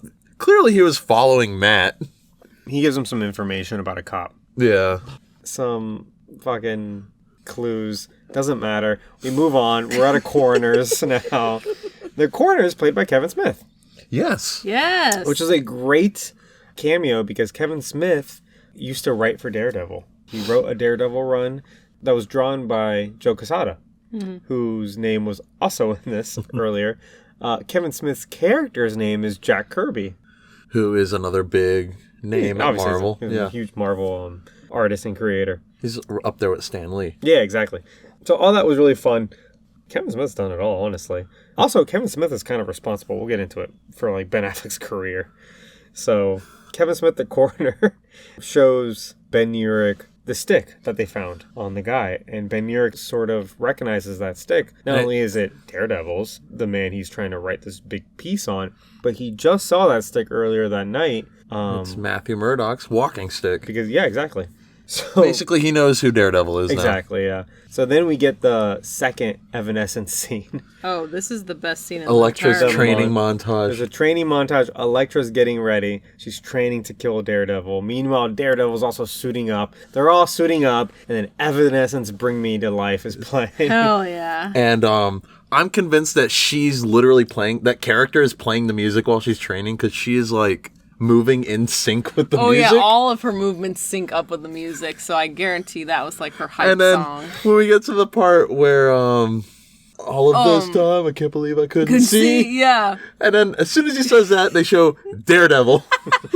Can't believe I couldn't see. Bam, Daredevil being blind. And then cut back to Elektra. Someone had fun editing that. They had too much fun. It was so very on the dumb. nose. So it's a montage. Daredevil's also getting ready to go. And then they just meet on a rooftop. They all converge on the same rooftop. Don't know how. This is where, again, we're in New York City. They just knew to go there. But so they can fight. Daredevil doesn't want to fight her, and she wants to kill him. And she's got her size that she's known for, the weapon. If you don't know what that is, that's what Raphael the Ninja Turtle uses. Is he the red one? Yep. Ah. They're the Size, the little three-prong. Daggers. And her outfit's red. Also, yeah. So she's basically Raphael. She is. So, She surprises Daredevil from behind some laundry that was hanging. Oh, yeah, they just have a rooftop fight. They're all jumping around, doing acrobatics and shit. Again. Bopping around. Just bopping around. And he's like, I don't want to fight you because, he's trying to convince her that he didn't do the thing. He's like, I didn't kill your dad. And she's like, Right. shut the fuck up. And she like stabs him. Straight up stabs him. And I had a real inconvenient time because then Bullseye shows up. Again, was there an Evite? Like, how did they all know to be there? Yeah. Is this when he hisses at the rat walking by? Yeah, he's climbing up the ladder, and then he gets to the top of the roof, and there's a rat there, and he goes... A really poorly CGI'd rat, and he, like, hisses at it. And then the rat runs away. And then the rat is upset. Unnecessary scene. It's a lot of unnecessary CGI. It just adds to his character development. No, it doesn't. Stupid psychopath. Yeah. But Bullseye shows up. Elektra found out that Daredevil was Matt because she took off his mask after she stabbed him. And then suddenly believes him. She's like, oh, wait. I'm so sorry. You wouldn't hurt my dad. I'm sorry I stabbed you. I thought she was going to be more like, more betrayed because, like, you're the one that killed my dad. But she was like, oh, wait, never mind. It's all a misunderstanding. She does, like, a 180 real quick. Really all quick, a misunderstanding. Again, we're in the same place. So Elektra's a vigilante for all of 5 minutes before she gets stabbed by Bullseye after her 2-second fight with him. Oh, yeah. You're right, they have a fight. So she throws a sigh at him, and obviously he catches it. And throws it back. And that goes... through her hand. Right, yeah. And then he pulls it out and just stabs her, lifts her into the sky, and then drops her down. She got fucked. She did. It was kind of intense. Pretty sure she dies. She dies in this movie. Her heart stops beating. Yeah, because Matt can hear it. She gets resurrected in the next movie. Wait, there's a Daredevil 2? No, it's called Elektra. It's just called Elektra. She gets a spin-off. Is it good? No. Are we watching it? Yes. We are. Are you watching Oh, I'll it? be Are there. you watching it? Why are you looking at me weird? Because I fall asleep during movies? Yeah. Every single one. So Elektra dies, and Matt can't really fight Bullseye right now because he's just been stabbed, so he runs off to the church. And that's the scene from And the now beginning. we're back at the beginning of the movie. You're probably wondering how I got here. Now we know. The father's trying to There's resuscitate him. Yeah, so he falls down into the church. The priest is there, and then Bullseye shows up. It says, Padre. Does he really? Yes, he calls him Padre. And here's the problem. The priest is an Irish Catholic priest. And Bullseye is Irish. You're the only two Irish people in the movie. Why are you calling him Padre? Like you're in like this is a Hispanic Catholic church. I love that. It was dumb. That's so Like if anything, y'all should be buds. So Matt's got to fucking get up and fight, and they have a fight with Bullseye. That's the part where they climb up the walls, and the church They suddenly like jump up the wall. and suddenly the church becomes like 100 feet tall. The CGI and all this whole scene. The scale of the inside of this church is all over the place. It's so all of it. They're on top of these organs that look like the size of buildings, literally inside this church. It shows you the view. In fairness, from down. organs are huge. They are, but not that big. But the church isn't like 200 feet tall. This one scene, it's so distorted. Like they're on top of these organs. You look down, it looks like you would literally fall to your death. Like it was ridiculous. So they have a big fight on the organ pipes because and then they can't. This movie can't be just normal, right? They have to be fighting on pipes. Well, and then Bullseye starts smashing the pipes and making loud noises, which causes Daredevil to cover his ears and scream in anguish. And then we look over and we see Sabel covering her ears and screaming in anguish on the couch. Because the volume was so fucking loud at this point. You weren't even pantomiming. You were literally doing exactly what Daredevil was doing. I've done completely that before. Organically. Okay, I did that throughout the movie. I don't know if you guys noticed. It wasn't, and it was at the loud part. You did literally what you were like, no. If only y'all knew how Sabel it was. claims that she has supersonic hearing. Okay. And she relates to Daredevil on multiple levels. I do, and on everything except being Catholic, I guess. Yeah, I'm not Catholic, but I do have supersonic hearing. It's both a disability and a gift. I don't know what else to say to get these fucks to believe me. No one believes me, but it's so true. Okay, first of all, if y'all can see how they're reenacting me, I wasn't holding my head. Yes, you were. Flailing. Yes, you I were. wasn't flailing about. Yes, No, you you were were. I was like, oh, because it was so fucking loud. You look like So Ben Affleck.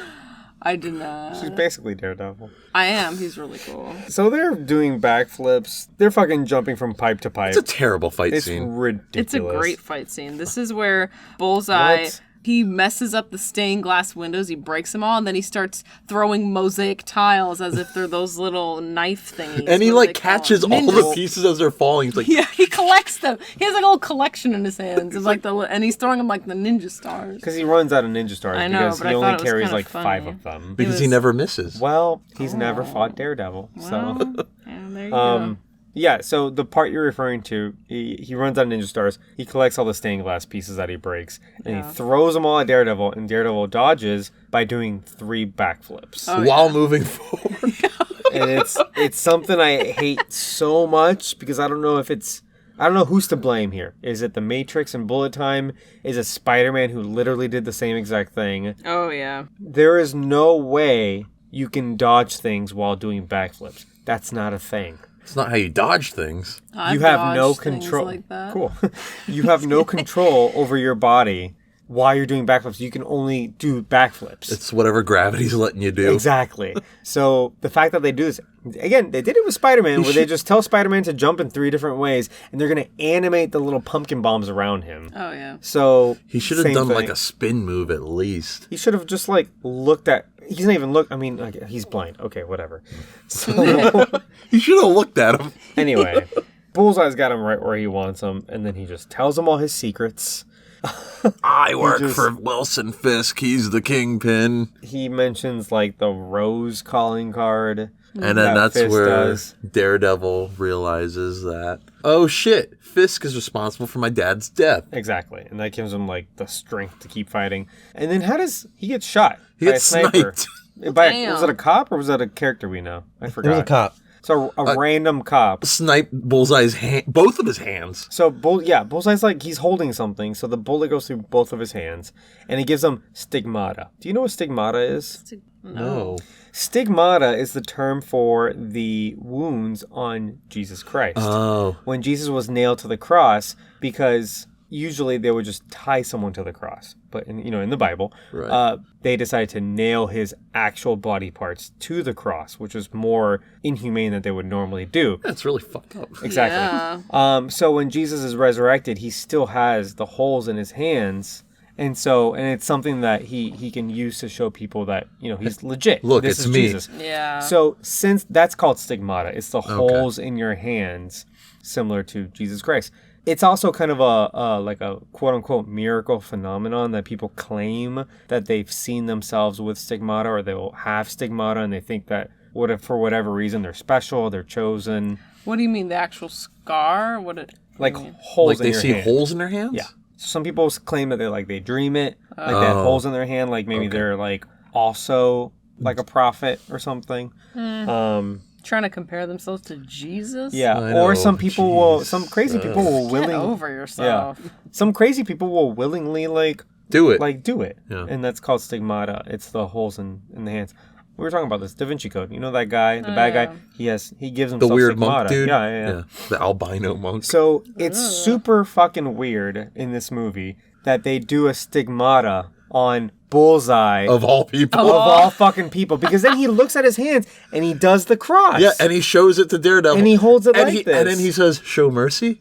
What? But why? He's not. First of all, he's not like A deep character. at all, and you're not supposed to feel any sympathy for him.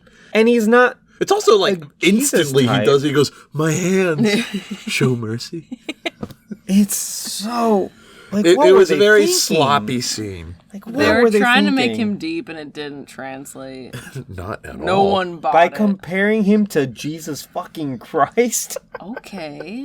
But I'm saying, like, why? Why do it? I don't know. It was a weird choice. Why do anything They were this in a. movie did? I mean, Daredevil's a very Catholic character.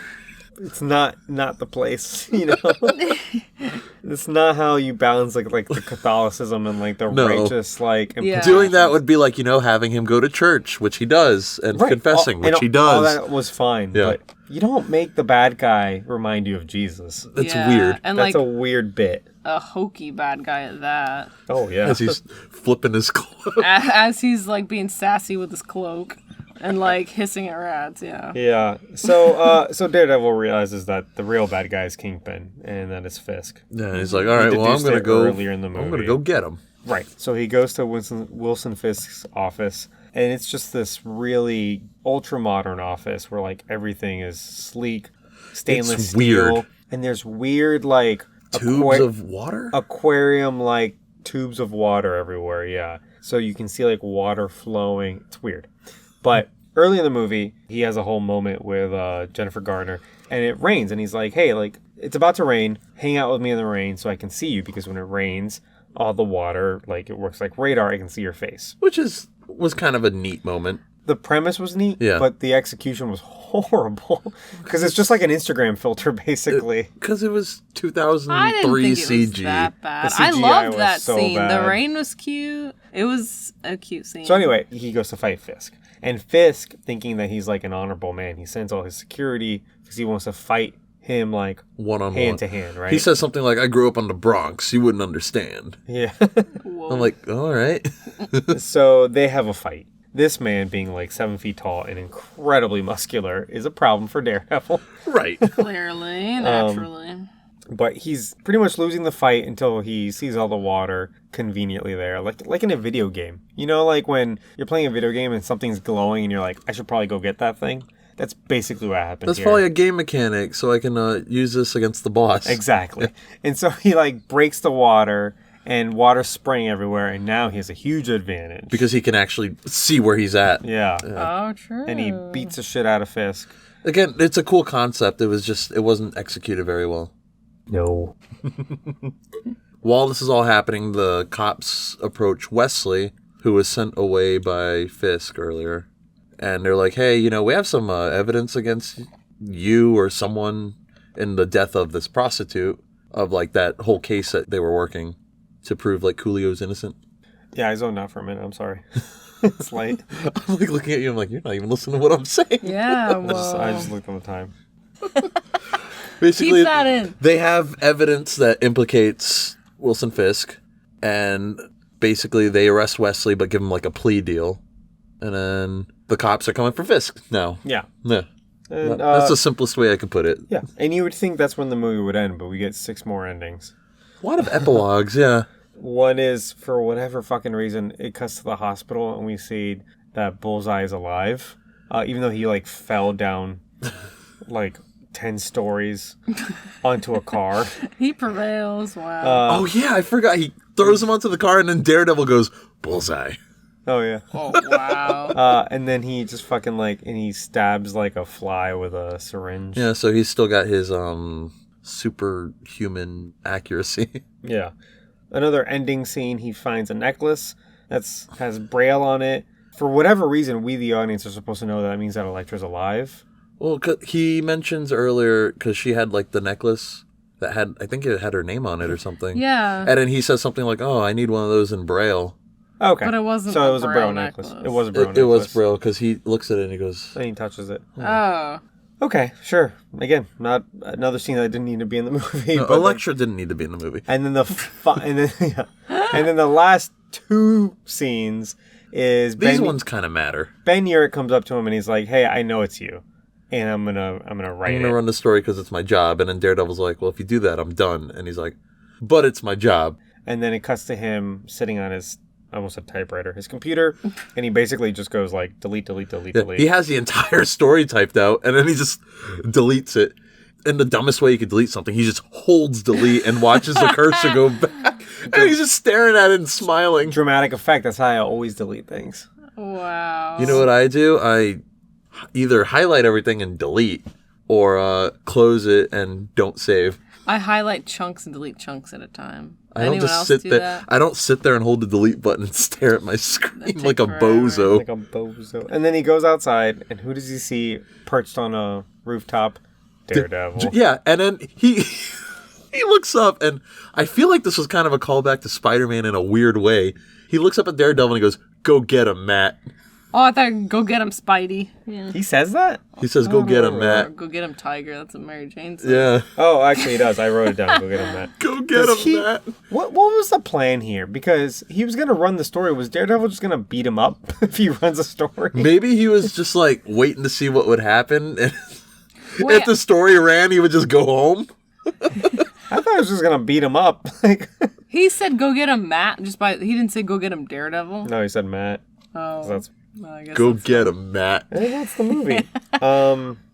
Was there a post-credit scene? We didn't really... I didn't even Stick think about it. around. Yeah, I didn't stick around. Oh, Well, we took a break.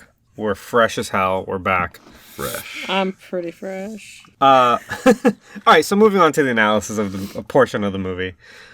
By the way, I sort of looked it up. There's no post-credits. Apparently in the theatrical cut, the Bullseye hospital scene, that was a post-credit scene. Okay, that felt like a post-credit Yeah, scene. and it makes a lot more sense because we were like, this movie has 6 endings, right? Yeah. So if you remove that one, the ending kind of flows a little bit better because that was kind of out of place.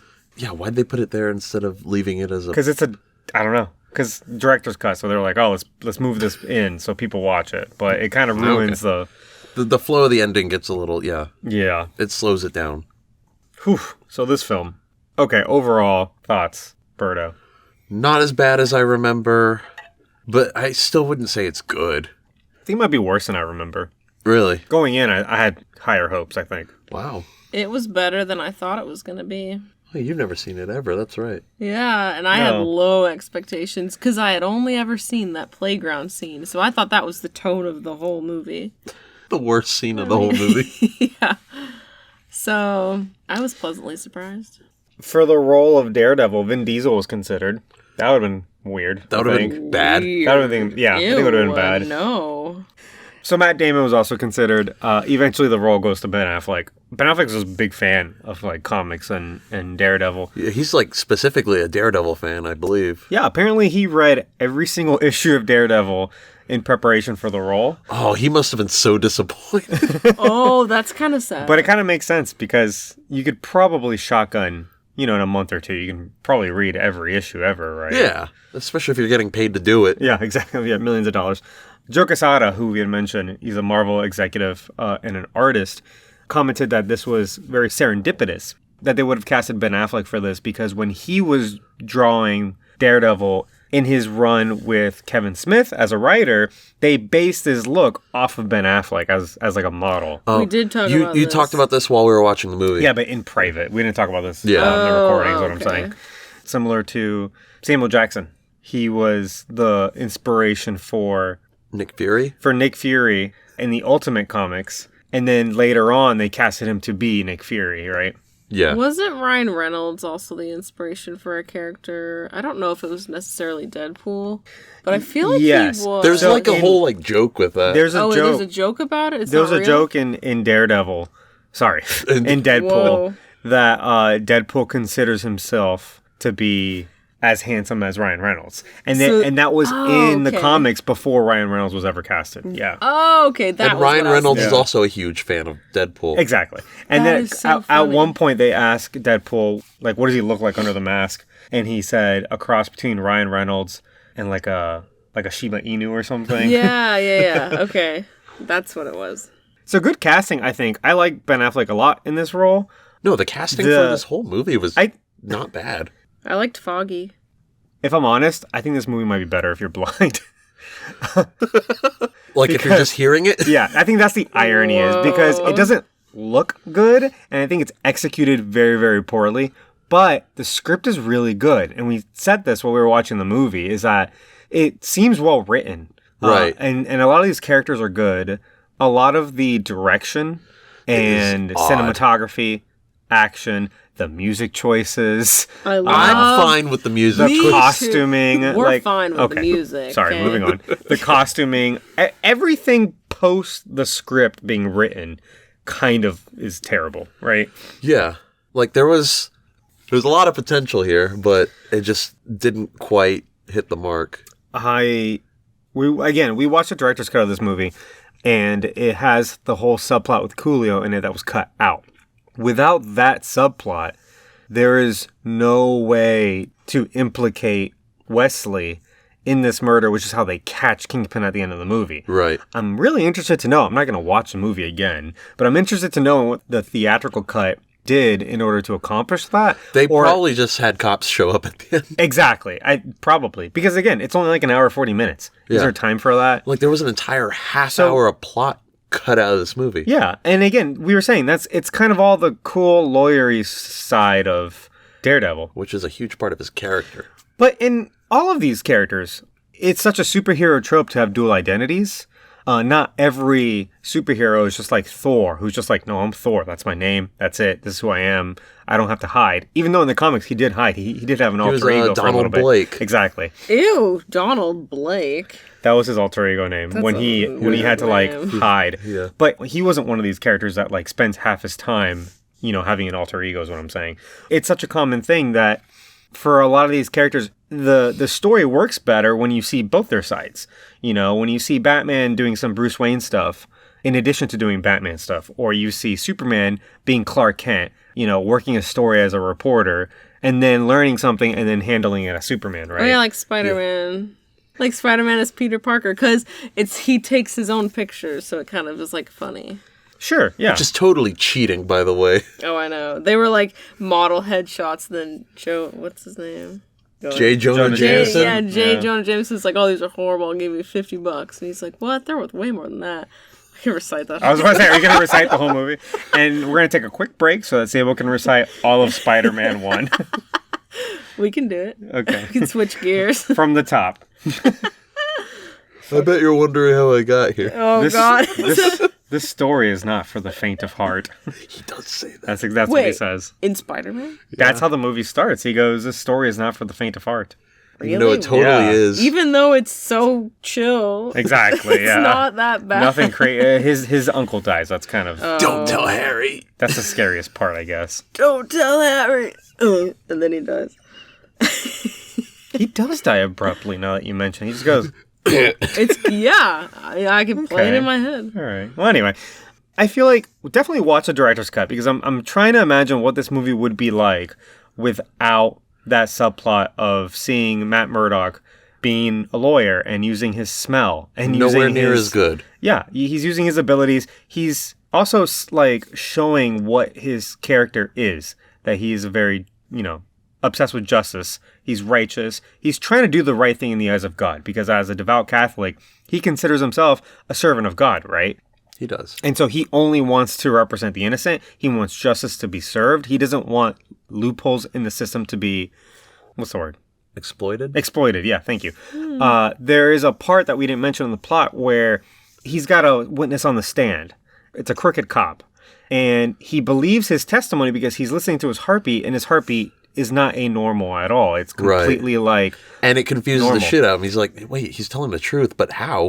Right, because he looks at his client, Coolio, and Coolio's telling the truth, and he's like, both of these people can't be telling the truth. Somebody has to be lying. So he finds the guy later on as himself, as Matt Murdock, not as Daredevil. Kind of a ballsy move. Yeah. First of all, you're not allowed to even talk to witnesses outside the courtroom, especially because you don't represent them. That's illegal, first of all. Second of all, you're like threatening and intimidating him, but he's also a crooked cop. So anyway. He ended up being right, so. Exactly. And he just goes up to him and he's like, why can't I tell if you're telling the truth? Like, how are you not lying? And he rips his shirt off and he says that he's wearing a pacemaker. Or not wearing, he has a pacemaker. Yeah, because he notices somehow does he see the scar or does he like feel the scar? He feels it, I imagine, because he's blind. He does this as not as Daredevil? No, he does it as Matt Murdock. He was just regular as Matt. And he realizes he has a pacemaker. And that was a nice little detail because it fucks with his little superpower where he can tell if someone's lying. Wouldn't the guy think it's so weird? Like, why are you ripping my damn shirt off? How could you hear my heartbeat, weirdo? Were you not watching the movie? That might have been when she fell asleep. Oh, and it's wait, revealed. You weren't supposed to tell the listeners that I fell asleep. Well, cat's out of the bag. Fuck. So. Fuck! Yeah. So, again, watch the director's cut because it's in those moments that really kind of fleshes the character out. On paper, all the characters exactly. On paper, this is a fantastic film. And Kevin Feige, who's a producer on this movie, the now president of Marvel Studios, mentions that. He said this is... if you're going to watch the movie, watch this version. Yeah, and Kevin Feige is so great because he's very careful with his wording because he is such a good executive. He's not going to shit talk anybody. He's going to be very professional. And I'm pretty sure, let me look it up, but I'm pretty sure what he said was like, this was one of the best scripts we had ever worked with. And it's such a nice thing to say about this movie when it's really, in my opinion, the only thing it's got going for it. But like you said, the script for it is good. Yeah. I really want to know why they went... the playground fight, that didn't need to be there. Well, hold on, because on paper, you probably didn't write and then they jump on seesaws, and then they do some flips, and there's kids cheering. All that was probably decided when they planned out the shots and stuff. So the writer has nothing to do with like stuff like that?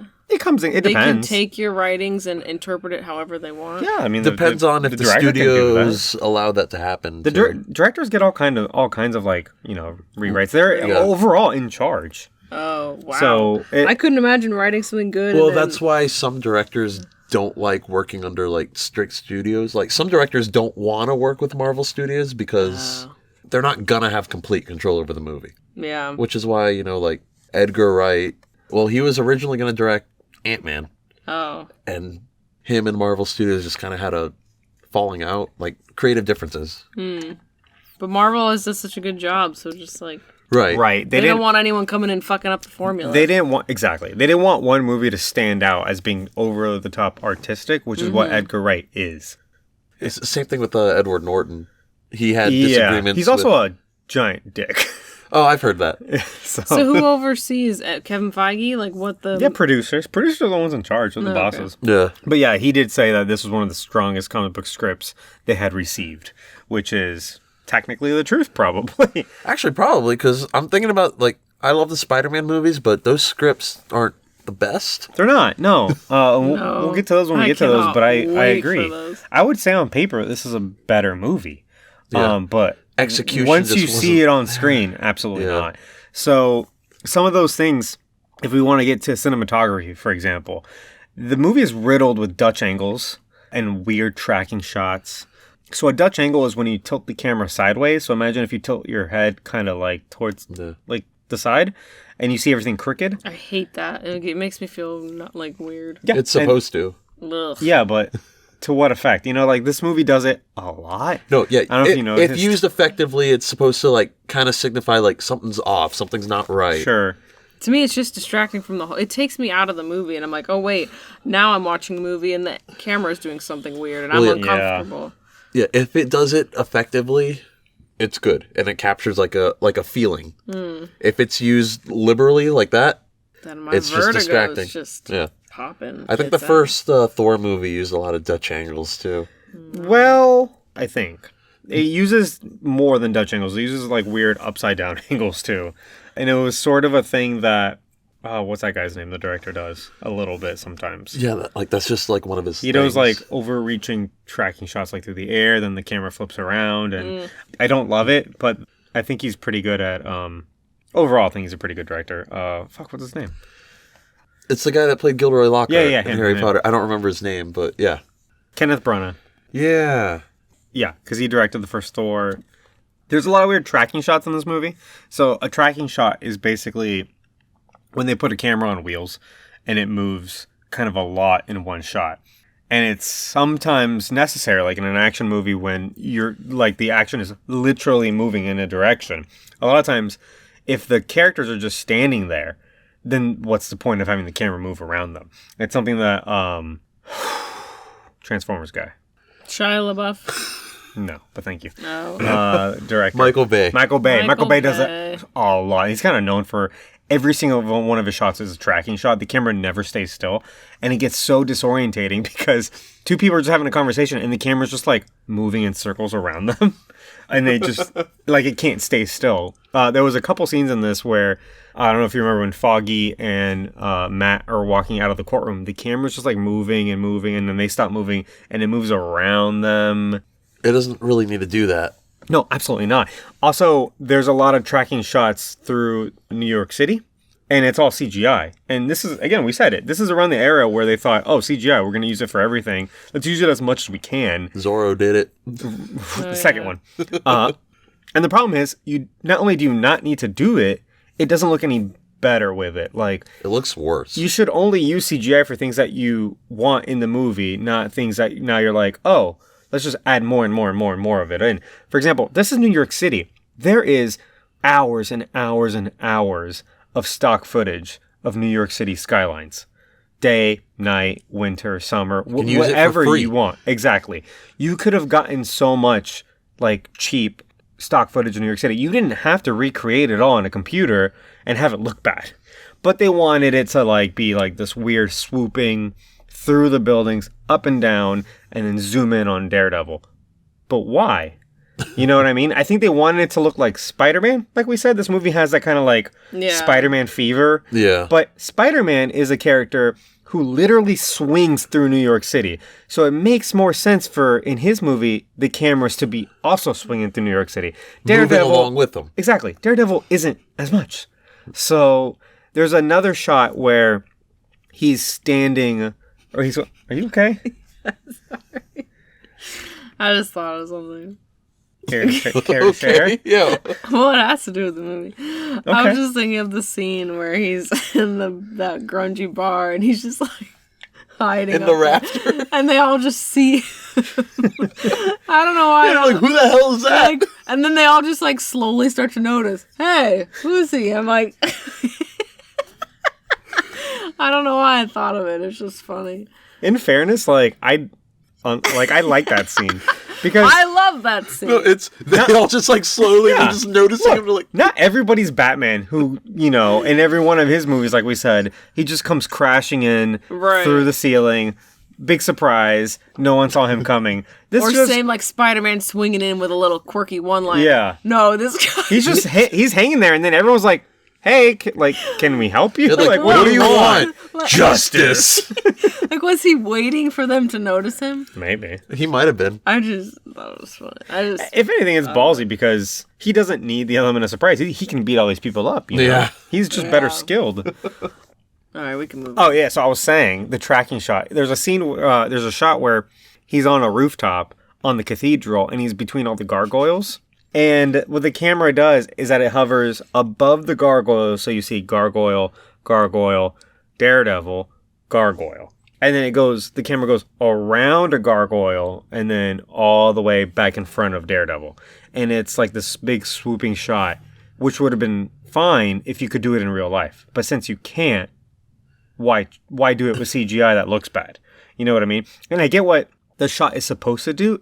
It's supposed to compare him to like a gargoyle who is like protecting the church and working for God, right? Yeah. And that's what he thinks he's doing. He thinks him as he's dressed up God's as a devil, similar to what these gargoyles are. He's carrying out the work of God.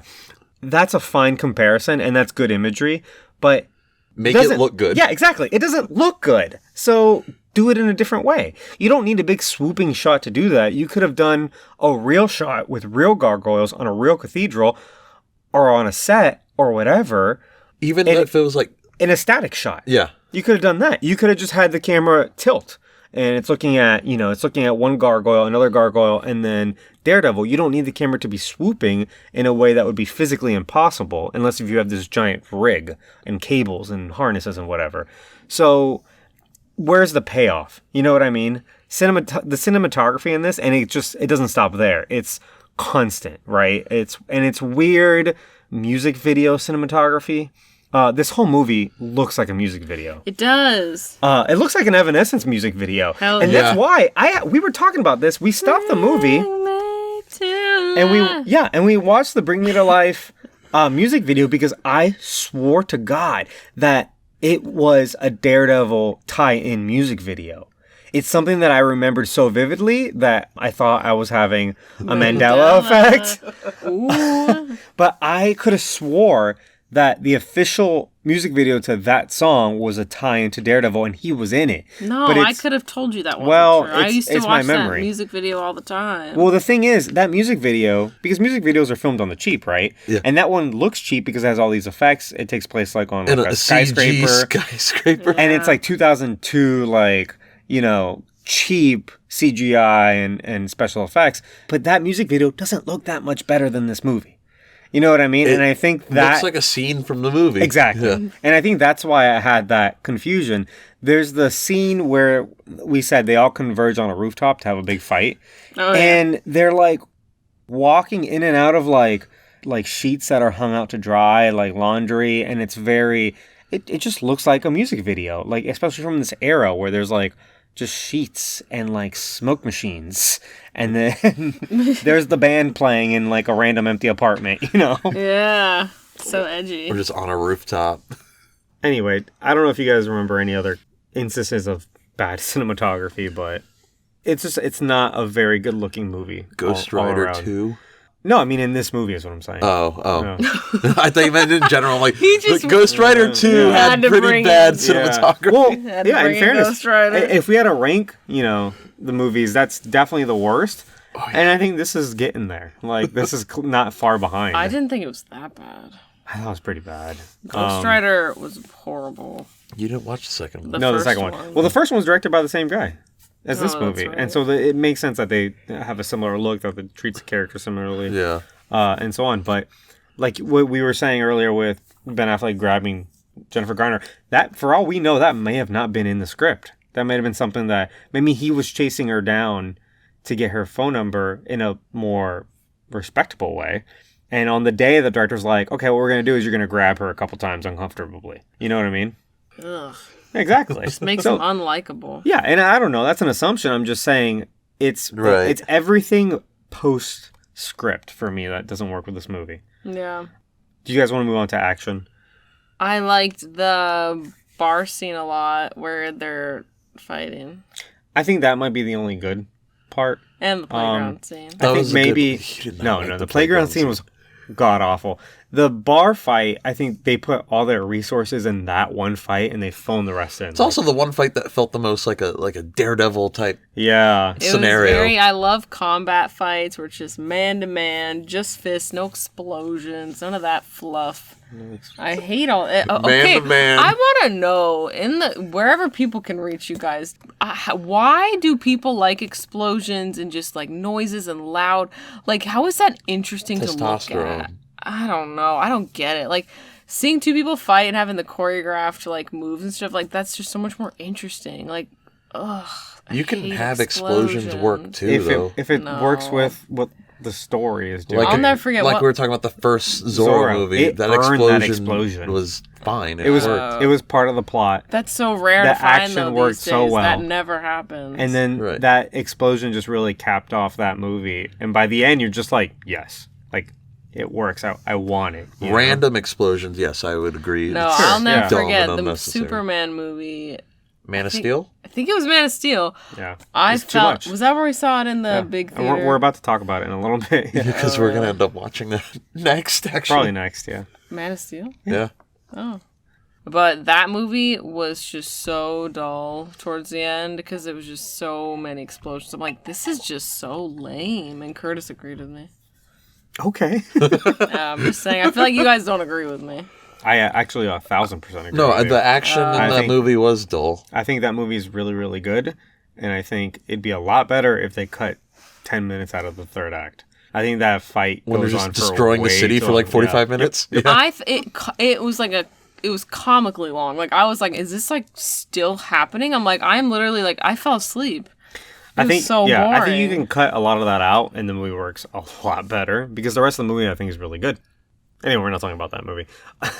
I think the action in this movie, Daredevil, is a lot like a group project where just the one smart person was working on one section and then everyone else just kind of like wrote something that didn't make sense at the very end, like right before the deadline, you know. The bar fight I think is really good. It's some of the best like fight choreography, some of the best stunts. Even the fight, like when that fight continued into the subway, it was good. Yeah. That whole sequence was really good. The rest of the action in this movie is god awful. What did you It's think fucking about terrible. how they jumped 200 feet into the Yeah, air? Exactly. that was ridiculous. So- The final fight in the church, or it's not the final fight, but the final fight with Bullseye in the Yeah. church. So Ridiculous. In that one, like we said, it's a combination of bad action, like we said, and then horrible CGI. And like, oh well, since we've got these characters and since we have this technology, computers and CGI, what can we do with it? Okay, well they're gonna go fight up in the fucking organ tubes, bells, right? Why not have that fight in the church, like on the ground, where two people would fight? Because they had to have a loud noise to hurt Daredevil. I understand Oh, yeah. that, but you know Hurt me what? too. You know what? Some churches have too. They have the organs on the floor. They don't all have the That's organs true. up in the air. Some of them have them on ground level. So you didn't have to do that. I would understand if it was Spider-Man because Spider-Man is this swinging acrobatic. He's a very character. vertical. Yeah. Daredevil kind of is too, but like with his grappling hook thing, he doesn't leap 30 feet in the air. And do backflips off of pipes and front flips moving backwards and back flips moving forwards and things that are physically impossible. A lot of the action in this movie looks like they're on wires, and it's because, no duh, they are. But the whole point of putting your actors in wires, or stuntmen, more appropriately, on wires and harnesses, is to do something that's physically dangerous or impossible and be safe. It's not to have them literally swinging around on wires. Anytime a character jumps, they're jumping like 30 feet into the air, and then they're very gracefully landing, not at like normal gravity speeds, right? They're just it looks like Crouching Tiger, Hidden Dragon. But that movie is supposed to be like this like ballet and this very orchestrated kind of like, they're jumping on top of trees and stuff like that. Oh, it makes sense. It's part of that. It's part of the aesthetic of that movie. Not this, right? So they shouldn't actually look like they're on wires all the time. And also, who the fuck is Bullseye to be able to do all that stuff? Yeah. Bullseye, he's an accurate person. That's about cape. it. His cape helps him fly. Like fooling in his little cloak around. Yeah. But okay, if Bullseye is a character who has incredible aim, whether it be with darts, ninja stars, whatever, then he's a character who should not get close to you. He's a character that if I were Bullseye, I would be fighting people from far away because that's where his advantage lies, right? Other people can't get to him. A fight with Bullseye and Daredevil should be Daredevil trying to close the gap. Exactly. Between him and Bullseye trying to shoot him first, right? They should never be hand to hand. And if they are, that fight should go to Daredevil every single time. Right. So I appreciate that they did the whole loud noises, bang on the bells thing, but they only did that because they only needed to do that because they put them so close together. You know what I mean? And because he ran out of ninja stars. Because he only has 4. Well, I guess if you never miss, you don't need that many. Right? So there's that fight. There's the one with Jennifer Garner in the playground, which is comically bad. Sure, we know. But also, I don't know if you guys noticed that fight's really slow. It looks like they didn't memorize their moves, and they were doing it really slow on the day. Yeah. Did you notice that? They're like, all right, 1, 2, boom, boom. Very like choppy. Yeah, and it doesn't look real. And I'm like, were they dating? I don't know. I'll look it up. So why not have the time to figure this out? Usually on movies like this, the actors who have to do all these stunts, they have to show up like 2 months early so that they can have all this stuff memorized. It's like every Star Wars movies. If you have a lightsaber fight, you got to show up super early to go through all the choreography so it looks good on the day that they were filmed, right? I get the impression that they just added this fight in at the very end because they're just like, okay, I'm going to punch, you block. Now you punch, I block. Now we're going to jump on these seesaws. Yeah. Now we got some time to fill, so let's just do a little seesawing right here, Let's go get some extras to scream fight behind a fence. Some little children extras. Yeah, action doesn't work for me. Costumes, you hate the costume, right? Yeah, it's like a weird leather jacket type deal. I'm just not a fan. The aesthetic overall of this movie is very like 2000s, like hokey, middle school, hot topic-y. It goes with the soundtrack. Alt rock. Yeah. And so is the soundtrack, exactly. Well, I like it. It fits. But it's even the soundtrack is like, I don't know how to say this because I'm not like dated, a huge music buff or whatever, but it just feels like what like middle school alt rock posers would be listening to. Poser. And, yeah, it doesn't sound. It's got Hoobastank in. Yeah, that's true. Yeah. Like they're not. You know what I'm saying? Like, what if they sprinkled in like some Nickelback? That wouldn't be great either. Honestly, it's par for the course now. Like, it's the only thing this track was missing was a little bit of they could have put in Creed. Or a little bit of Creed. Yeah, Creed. Creed would have been more appropriate, I think, than Nickelback. Because they're a Christian band. I just want That's to be Nickelback. bigger. What? Oh, yeah. With arms wide open. Yeah, that's great. Oh. With arms wide open. With arms wide open. I killed it. Nice. I'm going to just say, I don't hate Daredevil's costume in this. I think it's fine for the most part. I think the worst part might be the helmet. I think the helmet doesn't look good. I think the fact is that it's his nose that's showing. It's exposed. Mm-hmm. Oh, yeah, that part's weird. And then when you draw it, like Daredevil usually has his nose exposed also, like in comics. But when you put it on a real person, it looks Weird. yeah. Yeah. Probably the same reason why, like in the X-Men movies, they didn't do like Wolverine's yellow spandex. One of those, yeah. Oh, And his yeah. like little helmet with the little things on, yeah. In the TV show, his mask has a nose covering, and it looks a lot better.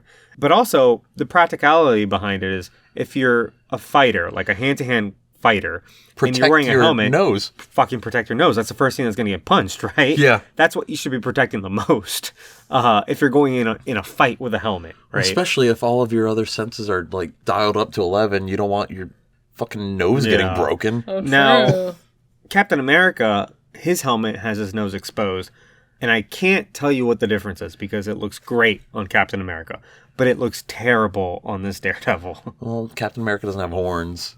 I don't know. I don't think the horns is it though. Like I don't know. It's something. Maybe it's like the eye holes are bigger and there's ear holes. Well, I don't know what it is. Captain Ear America's holes. well, like little Cal in Avengers looks terrible. Yeah, that one doesn't look great. But overall, like most of his helmets are more or less the same. Yeah, his And, Winter Soldier one's good.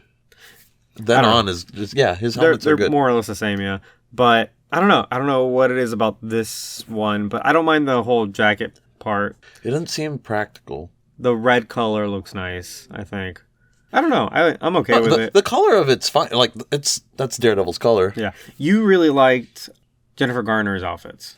Yeah, she had cute outfits. Even like her streetwear was cute. Yeah. She doesn't wear like a hokey superhero outfit though. So No, it's No. very it's like fine. It works out. chill. Yeah, I like her. Her costume, which I think is mostly original in the Daredevil TV show, is really cool. It's got that red face mask that she wears. It's Very a like gator. ninja-like. Yeah. Oh, it's I don't cool. know how much that would hold up now in like the COVID era where we're all kind of sick of like face masks. Oh yeah, they're not cool anymore. Yeah. They're not cool. Now everyone has them. So Yeah. So, but anyway, we're going to see more of her costumes next week when we do Elektra. And then fucking Bullseye. his costume's terrible. It's the best in the whole movie. Like, in fairness, his costume in the comics is bad. It's just like a generic bad guy Right. costume. Like a trench coat type of cape looking thing. No, it's like a unitard with a Yeah. big bullseye on it in the comics. Yeah, he looks dumb in the comics too, but like Wait, he looks worse than this. yeah, somehow this is they- a downgrade. And we already talked about it. He wears the beanie and the long, like, alligator skin trench coat. Yeah, looks terrible, and he's like flinging it around as if it's a cape. I Yeah. love it. Is there I any think- way we could get like a GIF of that or something, or a Yeah, video sure, of just sure. him just Well, there'll be a picture in the description. So I scroll would down, love you'll be able to that. see it. But I think the only thing he was missing was like a really sweet, like, wallet chain. Are you sure he didn't have one? I'm not sure. No, actually. it he wouldn't may have surprise had it. me if he did. But What I had kind of a wallet shoes did he chain. wear? probably some big boots. Doc Martens. One thing I would like to say regarding the movie is Elektra didn't need to be in this movie. You She have to didn't think about that because a lot of the plot, he gets to where he needs to be because he meets Elektra. So she puts him where he needs to be. They could have had any other reason for him to attend some sort of party, though. Do you think it would have been less interesting without like her? It might have in been less and the love interesting, interest? but she didn't have really anything to do in this movie. Do you know what I mean? Maybe. I would say maybe Like Bullseye didn't need to be in this movie. He was the star. No, he actually didn't. He got a do lot much. of screen time. Like he only thing he does is kill Elektra's dad, but any other henchman could have done that. No, he killed him with. No other henchman could have done it with Daredevil's stick. They could have just shot him, and Elektra turns around and she just sees Daredevil, and she's like, "Oh my god, you did it!" That's what they do in every other movie. Oh my god, you did it. He's like, I didn't do it. I don't believe you. Yeah, like Whoa. that, just like that. Okay. I think the most fascinating part of this movie is that it contains Ben Affleck, Jon Favreau, and Kevin Feige. All three of these men are on the set of this overall pretty bad movie. They now kind of control all of fandom between the three of them. You've got Jon Favreau, who helped kick off the MCU with Iron Man. A lot of decisions that Jon Favreau made set the MCU in place, like casting Robert Downey Jr. That was all Jon Favreau. Nobody else wanted RDJ. He fought for that too. Jon Favreau fought for that. He said, this is what's going to make the movie. We need to make it happen. They were nervous about RDJ, right? He was a big liability at the time. Yeah. The last thing they needed was like ODing on set or something, and then yeah. So he was clean throughout all those movies? Yeah. This was post rehab and everything. Okay. Yeah. But that one decision, imagine what the MCU would be like with any other actor playing, Iron Man. Can't picture That's Jon Favreau. Jon Favreau also went on to Mandalorian. And now he's kind of more in control of Star Wars than anybody else, right? Because there's not that many. I feel like it's like him and Filoni. Right. Because right now it's all TV shows, and all of those TV shows got greenlit because of the success of Mandalorian. So that's all Jon Favreau. Kevin Feige has been an executive producer for Marvel since Marvel Studios started. And a lot of people don't know this. Marvel Studios started in the late 90s, not with Iron Man. Marvel Studios started right around the time they were doing Spider-Man. So Spider-Man, all of these movies that we're covering, like this one, Ghost Rider, X-Men, all those movies were technically under Marvel Studios, but it was all licensed under all these other big companies like Fox, Sony. It's not till later that they wanted full control and started what we know as Marvel Studios now and started making their own movies with Iron Man on, right? Right. So Kevin Feige was just there doing God knows what. Like, who knows how much control he had. A lot of times he went kind of like, not uncredited, but like subcredited. So he's not like the first names you see under producers. Right. He's like later on in the regular credits, right? Yeah. Okay, cool. All this to say, I think this movie had to exist. It had to fail for each three of these men, the future Batman, the future, let's be honest, leader of Star Wars, and the future president of Marvel Studios, to fail here so they can say, I can do this better. Let me go do something better. And from the crucible that was this piece of shit movie, we got The Mandalorian, we got Ben Affleck as Batman, and we get Kevin Feige making the MCU. I think that's what happened. I think if this movie didn't exist, none of that would have happened. I think calling it a piece of shit movie is a little extreme. Well, that's my opinion. Okay, do you agree? We'll talk about that at the end. Okay, I got shut down. I'm just kidding. We have a section where we talk about podcast. I'm not. I just don't know what to talk about where. Let's move on to our next segment if we have nothing else to add on analysis. Let's move on to our next section. Keep or cancel. Yeah, thank you. That was very nice of you to do that. So, Keep or Cancel is a segment where we talk about the people in the movie. We decide if we're going to keep them or we're going to cancel them. So, I thought we could do Ben Affleck, is the obvious one, and Colin Farrell, because he's not in any other thing we're going to talk about. Not Jennifer Garner? She's in the next movie. She stars in the next movie. So then we decide then if she's kept or canceled. Yeah. Okay. So it's just these two? Yeah, so Ben Affleck or Colin Farrell? Who do you want to do first? Who's Colin Farrell? Who's Colin Farrell? Bullseye. Oh, that's Bullseye? Yeah. Oh yeah. Who'd you think that was? I had no idea. I don't know. I honestly don't really know actors' names. He was also the bad guy in the first Fantastic Beasts movie for most of the movie. Yeah. He played Grindelwald. Oh, yeah. Before he transformed into Johnny Depp. Oh, that's right. Oh, fuck. I forgot all about that movie. It's been a bunch of movies. Okay, so I guess we're doing Colin Farrell. He was in Phone Booth. I don't know if you ever saw that one. That's one of the guys trapped in the phone booth, right? Yep. That's exactly what that is. Apparently he was in Minority Report? SWAT. He's really good in Minority Report. He's like the main villain. Play? Oh, the guy chasing Tom Cruise. Yeah. Okay. He does American in that one. Like we were saying, poor guy, he's Irish, and he's never allowed to be Irish. Except in this movie. And he plays such a dumb character. Then this is probably one of his favorite movies. I you don't doubt think that. He enjoyed working on this film? I don't know. I doubt he enjoyed it. He looks like he did it all in 2 days, honestly. Horrible Bosses. I like him in Horrible Bosses, actually. Miami Vice. He's going to be in the Batman? He plays Penguin. What? Yeah. You didn't know that? No. Under heavy prosthetics. Okay. Yeah, so there's a shot of him in the trailer. It doesn't look anything like him. No, you wouldn't recognize him at all. Yeah, and we said Fantastic Beasts and Where to Find Him. I was kind of upset that by the end of the movie they turned him into Johnny Depp because I was like, out of the two actors, I like Johnny Depp as an actor, but it's just like, I think I'm capped out with Johnny Depp. Like, we've seen him in too many things at this point. Yeah. I'm a little capped out with him, too. And so when we see him as another weird character with weird hair doing weird things, You're like, you're like, oh, great. just Johnny Depp again. Not this again. Yeah. You know? Johnny Depp and his shenanigans. So I kind of would have preferred if just Colin Farrell was. And he played the role Grindelwald. pretty well. Like, they should have just made him blonde at the end. Be like, oh, yeah. I'm blonde. That was my disguise. It was the black hair. I don't know. And then now that Johnny Depp's like not in the movie anymore, people were saying like, just have him like, I don't know, he's Become stuck Colin as Colin Farrell Farrell again or something. Who are they replacing him with? What's his face? The guy from Doctor Strange. Mads Mikkelsen. Yep. He's fine. They should have got Matt Mickelson from the first place. Yeah. He's a much better actor. I mean, again, maybe not a better actor than Johnny Depp. It's just going to be Johnny Depp another is role good. where he has like weird shit on his eyes. But I at this point, like I said, I'm capped out with Johnny Depp. Mads Mikkelsen, I think just works better. Anyway, we're not talking about Mads Mikkelsen. We're talking about Colin Farrell. And we would keep Mads Mikkelsen anyway. I like Mads Mikkelsen a lot. Who the fuck? That name sounds made up. Mads Mikkelsen. What? It's Swedish. He's the bad guy in Doctor I Strange. think it's Swedish. No, Danish. Sorry, Danish. Oh, this guy? Mads Mikkelsen. This guy. Was he in How James happy Bond? He looks. Yeah, he was in Casino Royale. Hell yeah, he was. Yeah.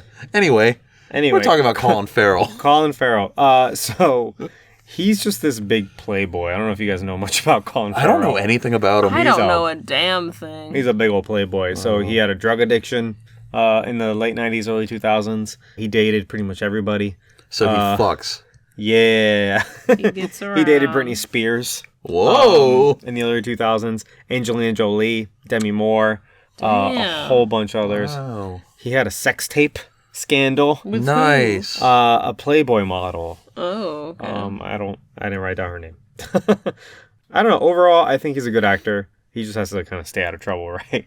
He has no like other big scandals or anything like that. It's just the sex tape from like the early 2000s. All right, so he has sex. Big deal. Yeah, and who among us hasn't had a sex tape scandal? We've all had sex. Tapes. You know what? I like to see him be Irish. I like him a lot in Bruges. You hated that movie. You didn't finish it. What movie? It's called In Bruges. Damn. Oh, he was the vampire in Fright Night. That's right. I like that movie. 2011 remake of True Fright Detective. So I don't really see any reason to cancel him. No, I like him a Night. lot. Oh, yeah. Like, he has sex a lot. Whoop-de-fucking-do. Whoa. He fucks. Yeah, so just stay out of trouble. But he's a good actor. I want to see him in thought more you were things. using that as a reason. Like, obviously we're going to keep him. He has sex a lot, but you Oh, were saying that. we can do that, too. Yeah. Yeah, it's whatever parameters you want. Yeah. He fucks. Let's keep him. Yeah. Yeah, dude, just stay out of trouble and keep making good movies and just have more Irish roles, I think. Oh, yeah, I love Irish He's accents. misrepresented. And don't call people Padre. Don't call an Irishman Padre. A fellow Irishman. They're going to cancel him for that. No, that was probably on the director, honestly. Probably, yeah. All right, keeping him. Ben Affleck. Ben Affleck can be a problematic one. People are very kind of like... Divided on him. Yeah. Why are they so divided? Here's the thing, and I really feel bad for Ben Affleck because he is such a celebrity and he hates it. He does not want to be a celebrity. No. You would be the same way. People would cancel you. That's what I'm saying. Yeah. I at the very least, like, I can empathize with him because if you go on Twitter and type in Ben Affleck, you see paparazzi of him every single day. You can see what he's doing every single day. Yeah. Because You he's see him followed. get his Dunkin' Donuts. His fucking donuts. You saw that one? That was from like He a looks week so ago. upset. That was from like 2 weeks ago. That one's fresh. Wait, he got Dunkin'. He likes Dunkin'? Boston runs on Dunkin'. So Whoa. it's one of those cities that's just like, it's a Dunkin' city. So he was getting like, he gets a bunch of Dunkin' Donuts delivered to his house all the time. And like one morning he goes out to like pick it up and he just kind of starts dropping it and dropping the coffees. And he scoops it all up and he looks upset. And obviously he's dropping all his fucking donuts. And he looks up and he just sees paparazzi and they snap a bunch of pictures of him. He's so upset about the whole thing. God, he's But I'm like, probably Those so- pictures made me feel so bad for him. Yeah. In Poor fairness, if man. you go on Twitter, everybody's like, he's all of us right now. Like, this is how Yeah. we're handling this week in this pandemic. I think I did see those pictures. But he's just a man that cannot escape it. And for a while, he was doing like these big kind of heartthrob roles. Yeah. And then he hated it. He hated the attention he would get. He just couldn't get away from the paparazzi. And he literally said, I'm going to stop acting and I'm going to focus on being a director. And that's he did. That's when he started doing Argo. Which he starred in, Gone, too. Baby Gone. Yeah, he did star in that. Argo was good. Oh my god, he looks so upset. Oh my god. Oh, I thought the donuts spilled out and they were all over the floor. No, it wasn't that bad. Link in the description. But like a week later, they took another one of him too. I feel so bad because he's just trying to get his food. He just wants his fucking coffee, man. Damn, I don't think I'd like being a celebrity either, honestly. I don't like being bothered. I don't like being talked to by strangers. Ugh, it's the worst. So here's kind of the thing about Ben Affleck, I think, is that he is smart but not pretentious. He's kind of real and honest, but maybe kind of douchey. Like, he's kind of like in the middle. You see interviews with him and he's just like, yeah, man, I fucking blah, blah, blah, and this, and yeah, shit, and blah. And he's just himself. Yeah. He doesn't put on a face or anything in front of the cameras or anything like that. I admire that about him. And it just kind of goes, so he doesn't want to be this guy. He doesn't want to be the celebrity. He just wants to be Ben Affleck. He just wants to make his movies. Just let him be Ben. He's like, I just want to do my job. Because I'm sure he enjoys acting. He probably just hates obviously the side effects of that. Yeah. Mm-hmm. So he got super famous through a series of films. But before that, he couldn't land a good role, right? He made his name with his friend Matt Damon, right? They wrote... I almost said What's Eating Gilbert Grape, but that's not it. Good Will Hunting. Good Will Hunting. Thank you. Yeah. Good Will Hunting. And they won an Academy Award at like the age of like 19 or 20. And they were super excited about it. Yeah. And they were in the movie. So young. They were super young. That's crazy. For writing that movie. So he got casted in a couple TV show and then a couple movies as a stereotypical like douchey guy side villain. Right. Mm-hmm. And including Kevin Smith's Mallrats. Yeah. And it's when he meets Kevin Smith, and Kevin Smith's like, you're too good for this bullshit. You don't need to be typecasted. You need to be the star of a movie. I'm going to make you the star of my next movie. And he does. He puts him in Jersey Girl. It wasn't Chasing Amy? It was both. Sorry, yeah, it was Chasing Chasing Amy. No, you're right. He was a star of Chasing Amy, and then a few years after, Jersey Girl. Okay. So he worked a lot with Kevin Smith. And in that process on the set of Mallrats, Kevin Smith reads the script to Good Will Hunting, and it was like, he goes, I'm going to help you with that too. And he starts pitching that using kind of whatever, at the time, Kevin Smith was also kind of like a nobody. But whatever pull he had, he was showing people that script, and eventually that movie gets made. Mm-hmm. Ben Affleck owes a lot to Kevin Smith. They become friends for a while. Like we were saying, Kevin Smith writes Daredevil, the comic, using Ben Affleck as like the model, right? And Ben Affleck, being a big Daredevil fan, ends up, being in the movie. So from there, his career just skyrockets. He becomes way more famous than he wants to be. And then after all that, wants to write and direct. When he decides to write and direct, he makes some of the best movies, like, I think he could ever make. Gone, Baby Gone. Have you seen Gone, Baby Gone? I have not. It's incredible. The Town, incredible. Argo, incredible. Those three movies, that whole like little trilogy is just amazing. Live by Night, not as good. That's when he was like in and out of rehab and like a super alcoholic. And then Batman, obviously. He being a big comic book fan. He's a good Batman too. Yeah. And we're gonna get into that because we're gonna get into these DC movies too. Yeah. But I love him as Batman. He felt so strongly about that he wanted to write and direct that Batman movie, which he ends up dropping out of. Again, he has a divorce with Jennifer Garner. There's kids involved. He has gone in and out of alcoholism. He's not in a great place right now. Right. Checks himself into rehab, ends up dropping out of the Batman movie, partially because of the fans and the notoriety it got him. He couldn't talk about Live by Night without people asking him about Batman. And he hates that. He wants to talk about... He hated that. Yeah, he just made a movie. Right. Let him plug his movie, right? Oh, yeah, he's got a couple allegations. Oh, who? Apparently, he grabbed a boob and he slapped a butt. I didn't write down the names or whatever. He also might have been drunk when he did that because he's an alcoholic. Right. And so that's not an excuse. Who's boob and whose ass? People on different movies, like writers and producers and stuff like that. Okay. There was also like a whole thing about like how much does he know about Harvey Weinstein because he worked with Harvey Weinstein a lot. The thing about that is like also... a lot of people worked with Harvey Weinstein. The Weinstein Company made a lot of movies. that's no information. It doesn't. That doesn't tell you automatically anything. mean everybody who's ever worked with them ever is implicated. Yeah, that's what I don't get when people see people shaking hands or pictures like celebrities that have pictures with Harvey Weinstein. They're like, "Oh, let's cancel." I'm like, you have no idea what they knew, how if they were involved. If they knew they might anything. have just met him at a They might party. have literally just met him. exactly. Like, no one's gonna just lay all their cards out on the table. Like, oh, by the way, I have a weird fucking creepy island. Like, no, you're thinking like, Jeffrey Epstein. Oh fuck, who am I? Well, they're very similar. Honestly. Harvey Weinstein was the dude. That's right. That's right. Did a lot of terrible things too. Yeah, he raped a lot of people in Hollywood. No, yeah, he's horrible. Yeah. But So- it's like you never know what people do. Exactly, Like yeah. you can't make him a villain just because he knew him. Like, So Right. I was gonna say the same thing that you brought up. So I'm glad you did. But like every rich person in New York knew Jeffrey Epstein. yeah. And every rich person in New York at one point was at a party with him and probably has a picture with him. That doesn't mean you know shit about like what's going Exactly. on. Now, a lot of those people probably did. A lot of those people can be implicated in all kinds of for things. Sure. Who fucking knows? I don't know. But I think about my previous boss, and that man is a real piece of shit. And I worked with him for a long time. If I found out, yeah, you know him. If I found out that like he was like a pedophile, I don't think I'd be surprised. I'd be like, yeah, that makes sense. Honestly. Now, that doesn't mean I know anything factually. That doesn't mean I have it. Like, I was withholding evidence, and that makes me a bad person. All I'm saying is, if that did come to light... You'd be like, oh, shit, you know what? I can see that now. I'm like, that totally checks out. Because he was a total piece of shit. So, okay. So, who knows? Whatever. But, like, at the same time, when people say, like, oh, no, like, yeah, Ben Affleck, like, we were at work, and he, like, grabbed my boob, I totally believe that he would do that. Like, absolutely. I'm not, like, defending him. I'm saying I also believe him when he says, I don't remember doing that. I may have been drunk.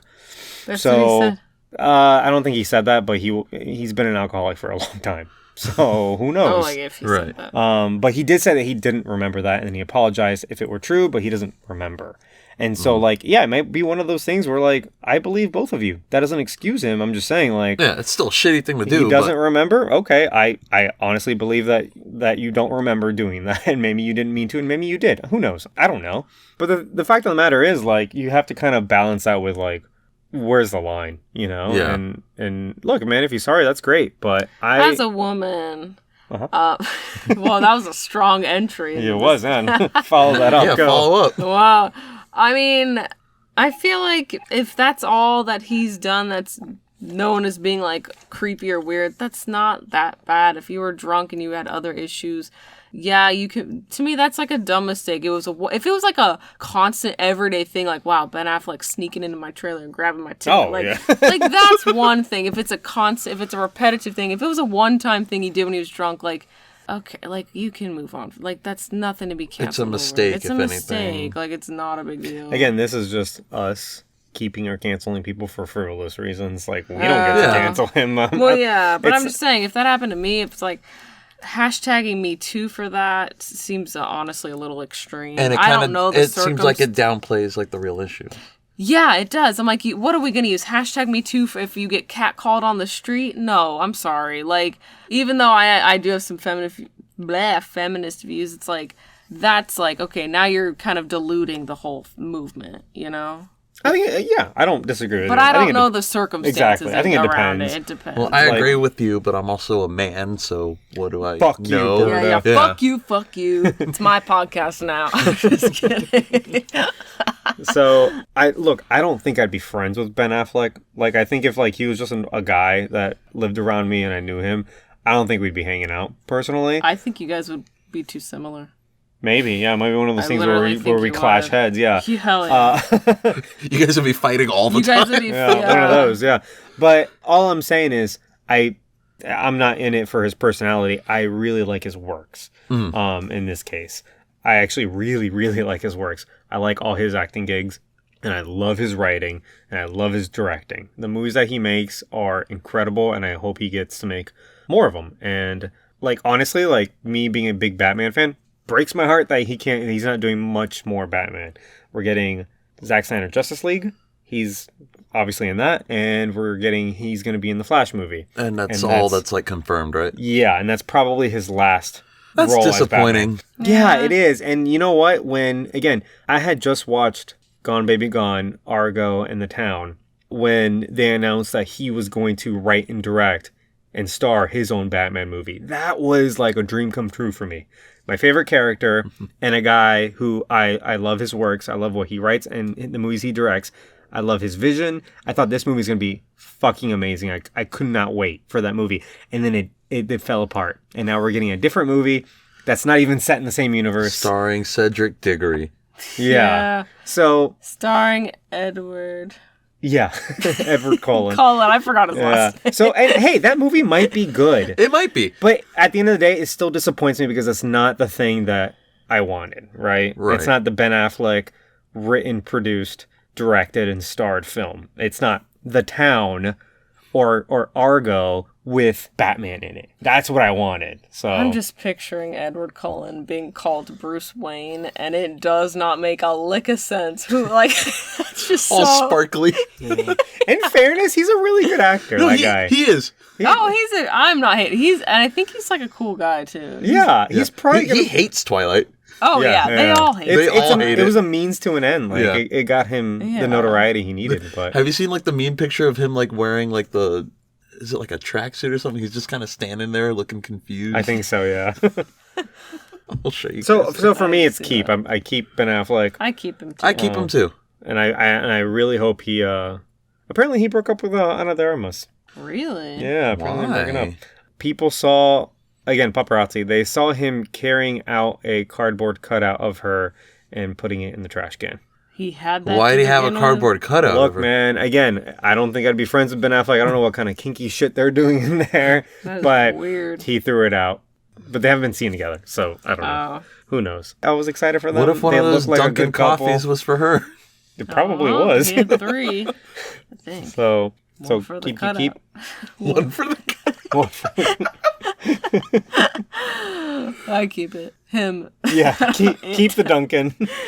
Keep the Dunkin', keep the Don't cardboard care about Ben cutout. No, I right. like Ben. He's interesting. I think we would get each other. Okay. I've always felt like that about him. There's certain celebrities I feel like that about. Megan Fox, Ben, And, RDJ. He had the wherewithal early in his career to fix his fucking ugly teeth. Yeah. He had chiclet teeth. I taught you about chiclet teeth. Okay, sure. Does everyone know? Do you know what chiclet is? No. Do they literally just look like chiclets? Do you know what a chiclet is? The little gum? Yeah. The little like white hard gum. Why? You know that's colorful. There's both. White. There's colorful ones and there's just white It's ones. like a party mix. So- It's colorful. So like imagine someone's teeth that like they don't all connect. They're just like There's like a gap between each one? he had horrible Oh, teeth no. and he got like veneers And like they're early usually in his gummy, career. too. Yeah. Well, that's probably something that he hated about himself his Probably. entire life. It changed but his whole. I'm it's- telling you, teeth will Oh change my your God. whole look. You want to see a man go from like hideous to pretty handsome? Look at his. Hideous. He went from like a 5 to like a 9. That's huge quite a jump. Damn. That is a big jump. No, he went from like a 6 to an 8. That's more like it. Okay, that's fair. All right. I don't know. You gotta look at like in Chasing Amy. I saw He had that whole bad movie. teeth. Yeah. He had pretty bad teeth, but he still looked cute. Okay, well, good for him is all I'm saying. He's aged beautifully. Yeah, a lot of guys do. Yeah. Especially millionaires. Yeah. What's Yeah. Michael Scott? Millionaires. What's that actor? Steve Carell. Steve Carell is Silver Fox. Yeah, he was like, He very really is, handsome actually. when He he was not younger. In season his 1 of The 30s? Office. Ooh, Hell no, he was Well, awkward. they made him look bad on purpose in season 1. Also, he was balding and he got hair plugs. Yeah. And he was chunky too. Again, being a millionaire, man, like you can just get whatever you want. Yeah. Then again, like Ben Affleck had to like work out a lot for Batman. Well, also he was getting paid to do it. So True. Hey, again, that's true. We were saying the other day, like if someone just walked in my door right now and was like, "Hey, we're gonna put you in a movie. All you have to do is work out every day for the All rest right. of life. Here's $30 million." I'd be like, "Yep, I'm doing it. I'm gonna, yeah. I'm gonna look like I'm Thor. quitting my job right and- now, yep, and I'm gonna work out every day. Like that's quite the incentive. Well, it's also kind of what they have to do. Yeah, they have to. If you don't get in shape, They don't have time for anything else. Well, when you're playing a superhero, also. Yeah. Like, No, if you want to get in shape, get cast in a Marvel movie. yeah, exactly. Let's all like do it. he They'll looked, pay you to do it. he looked incredible for BVS. Yeah. And for Justice League and for the reshoots of Justice League, not so much because then he was super drunk by that point. Yeah. We'll talk about it when we get to really? Justice League. Yeah, and you see in his face he's chunkier in the reshoots. Anyway, so final thoughts. Daredevil, we've derailed quite a bit. So, Birdo, go. Not the worst movie. Definitely not good, but it's like you were saying before, like this film has a lot going for it with the script, the writing, like all of that's good. They capture a lot of the qualities of Daredevil really well. It's just when they put it on screen, just something's just not working there. And I'd say, like, if you want a better Daredevil experience in live action, just watch the TV show. Absolutely. The show nails it perfectly. It's like a perfect TV show, I think. Mm-hmm. Especially the first 4 episodes of season 2 might be like some of the best TV ever. With the Punisher. I mean, I forgot about the first Punisher. 4 episodes. Now, the rest of the season is fine. But those first 4 is like... No, there's an episode award-winning, that was ripped straight from one of the comics where it's just Daredevil and Punisher on a rooftop talking. It's an entire episode. Yeah. And it's so fucking good. And they're just going back and forth. Like, their ideals are clashing. Mm-hmm. They match sometimes. You see how similar they are, but also just how...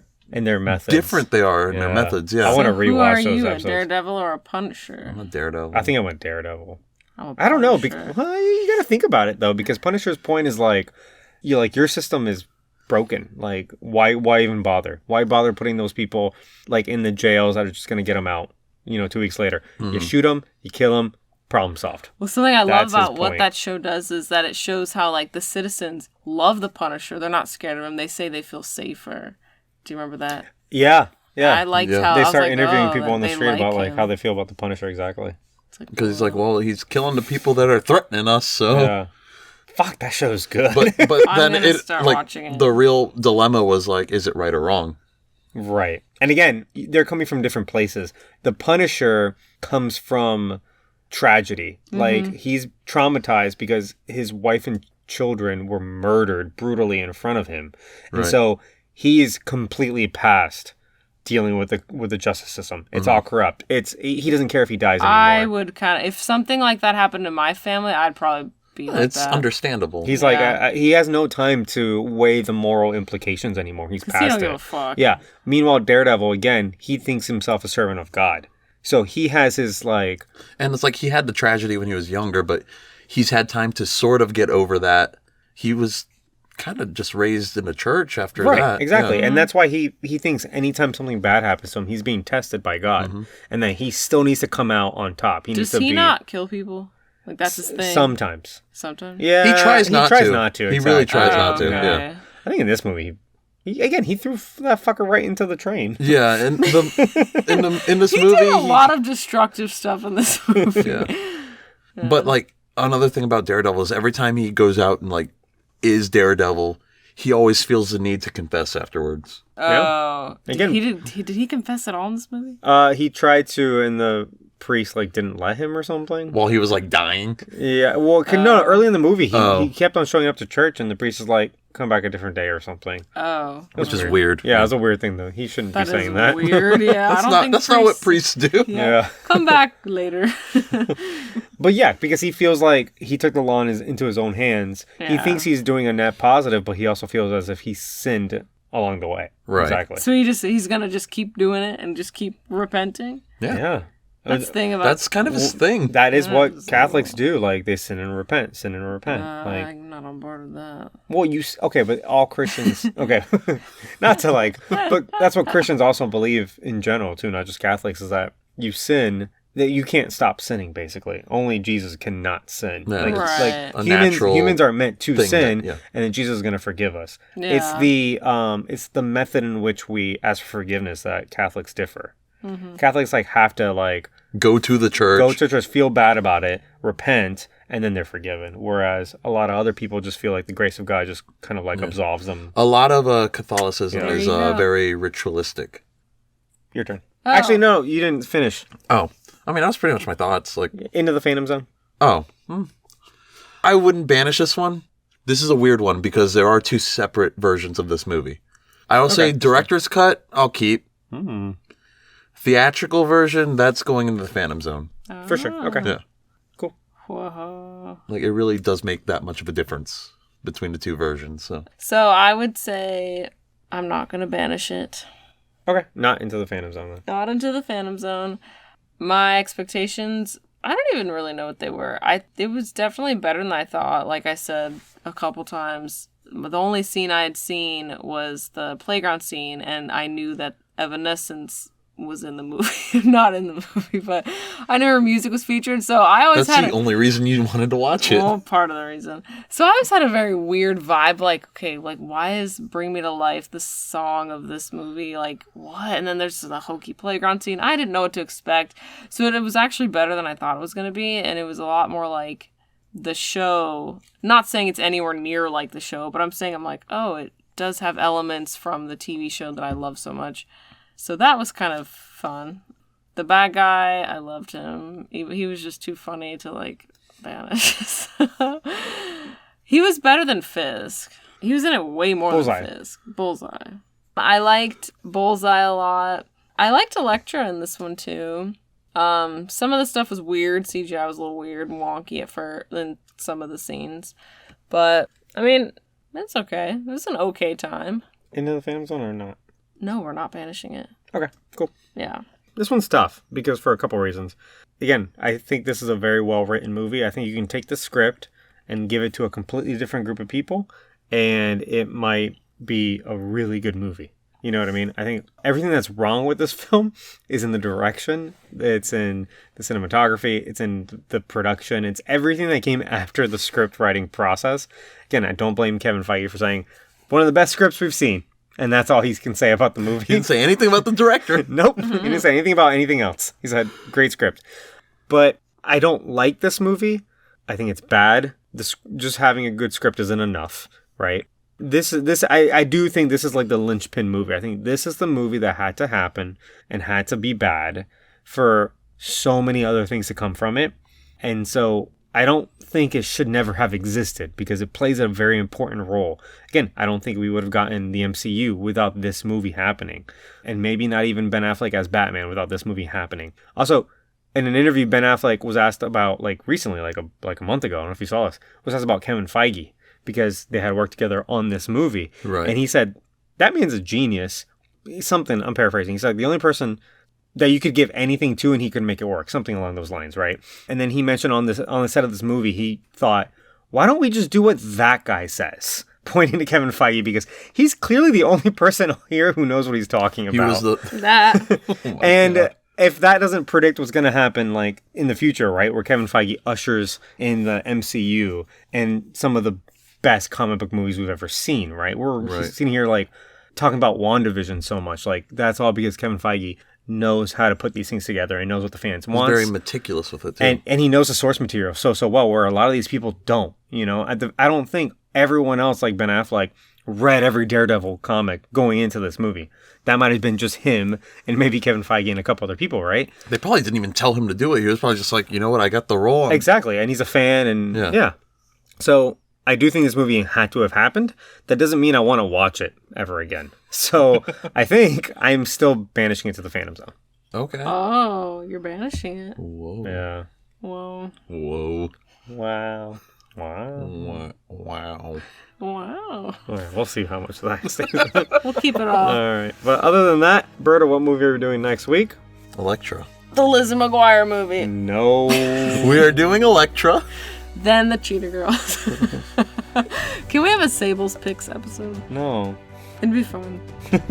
Just saying. Are we doing Elektra next week, though, or are we doing our bonus episodes? So the bonus episodes are going to be... Okay, so we're doing Elektra, which is the spin-off of this. They didn't make any Daredevil sequels. They made an Elektra spin-off. Daredevil's not even in it. Yeah, but this is probably the closest thing we have to a sequel. Exactly. Apparently there's a director's cut of this movie, too. Oh, god damn. Look, I remember this movie. It's bad. So I don't even care which one we watch. But besides that, we are also doing a road to the Snyder Cut. We're going to do 2 bonus episodes, one on Man of Steel, one on Batman vs. Superman. So the Elektra movie will be a regularly scheduled episode, and the bonus ones will just release, I don't know, as we do them, I guess. It's in the next month. As long as they're before March 18th. Exactly, when Justice League comes out. That's right. Yeah, we're excited. We're doing a whole day-long viewing. Yeah. We're gonna break it up because it's a 4-hour full-screen we're gonna, movie. drink all day. Like an an hour intermission. Discuss all night. We can go get wings or something. Go get wings. Oh, we're definitely at getting wings, yeah. Gators. Gators? place sucks. I don't know why I said Gators. Island Wing Company. Island Wing, yeah. Yeah, Island Wing Company. Okay, for anyway. Sure. We're not plugging Island Wing Company. So, so keep an eye out for those. They should be a lot of fun. Man of Steel, Batman vs. Superman. Other than that, we're all done. Thank you guys for listening. Thank you to that piano dude for our musical intro. Make sure you leave a rating and review. Do you want to say? Thank you to Sabel, our guest. Did I do that joke last time? Yeah. But then you told him to cut it. Keep it this time. And I didn't cut it. Oh, maybe cut it now. Okay. Make sure you tell a friend, please. I'll tell all my people on stream. Okay. Do it. I A do. little I plug backdoor you guys. plug. You do it, though. I do. You can find us on Instagram at Films from the Phantom Zone. You can find us on Twitter at Films from PZ. You can also listen to these podcasts on YouTube. There's no visuals, but if that's how you like listening to podcasts, we're there. Other than that, we will see you next week. Oh, I'm so sorry. And our guest, Sabel, plug yourself. Oh, me. Cut that. Every time. You can find me. Honestly, the only thing I really want to plug is my Twitch. I stream every Tuesday and Thursday evenings at around 9 or 9:30. It's just Sabel's Studio. It's spelled Sabels, and then another S for studio. So that's all I really want to plug. And then you can find me on Instagram. All right. Thanks. We'll see you next week. Bye. Bye. Bye.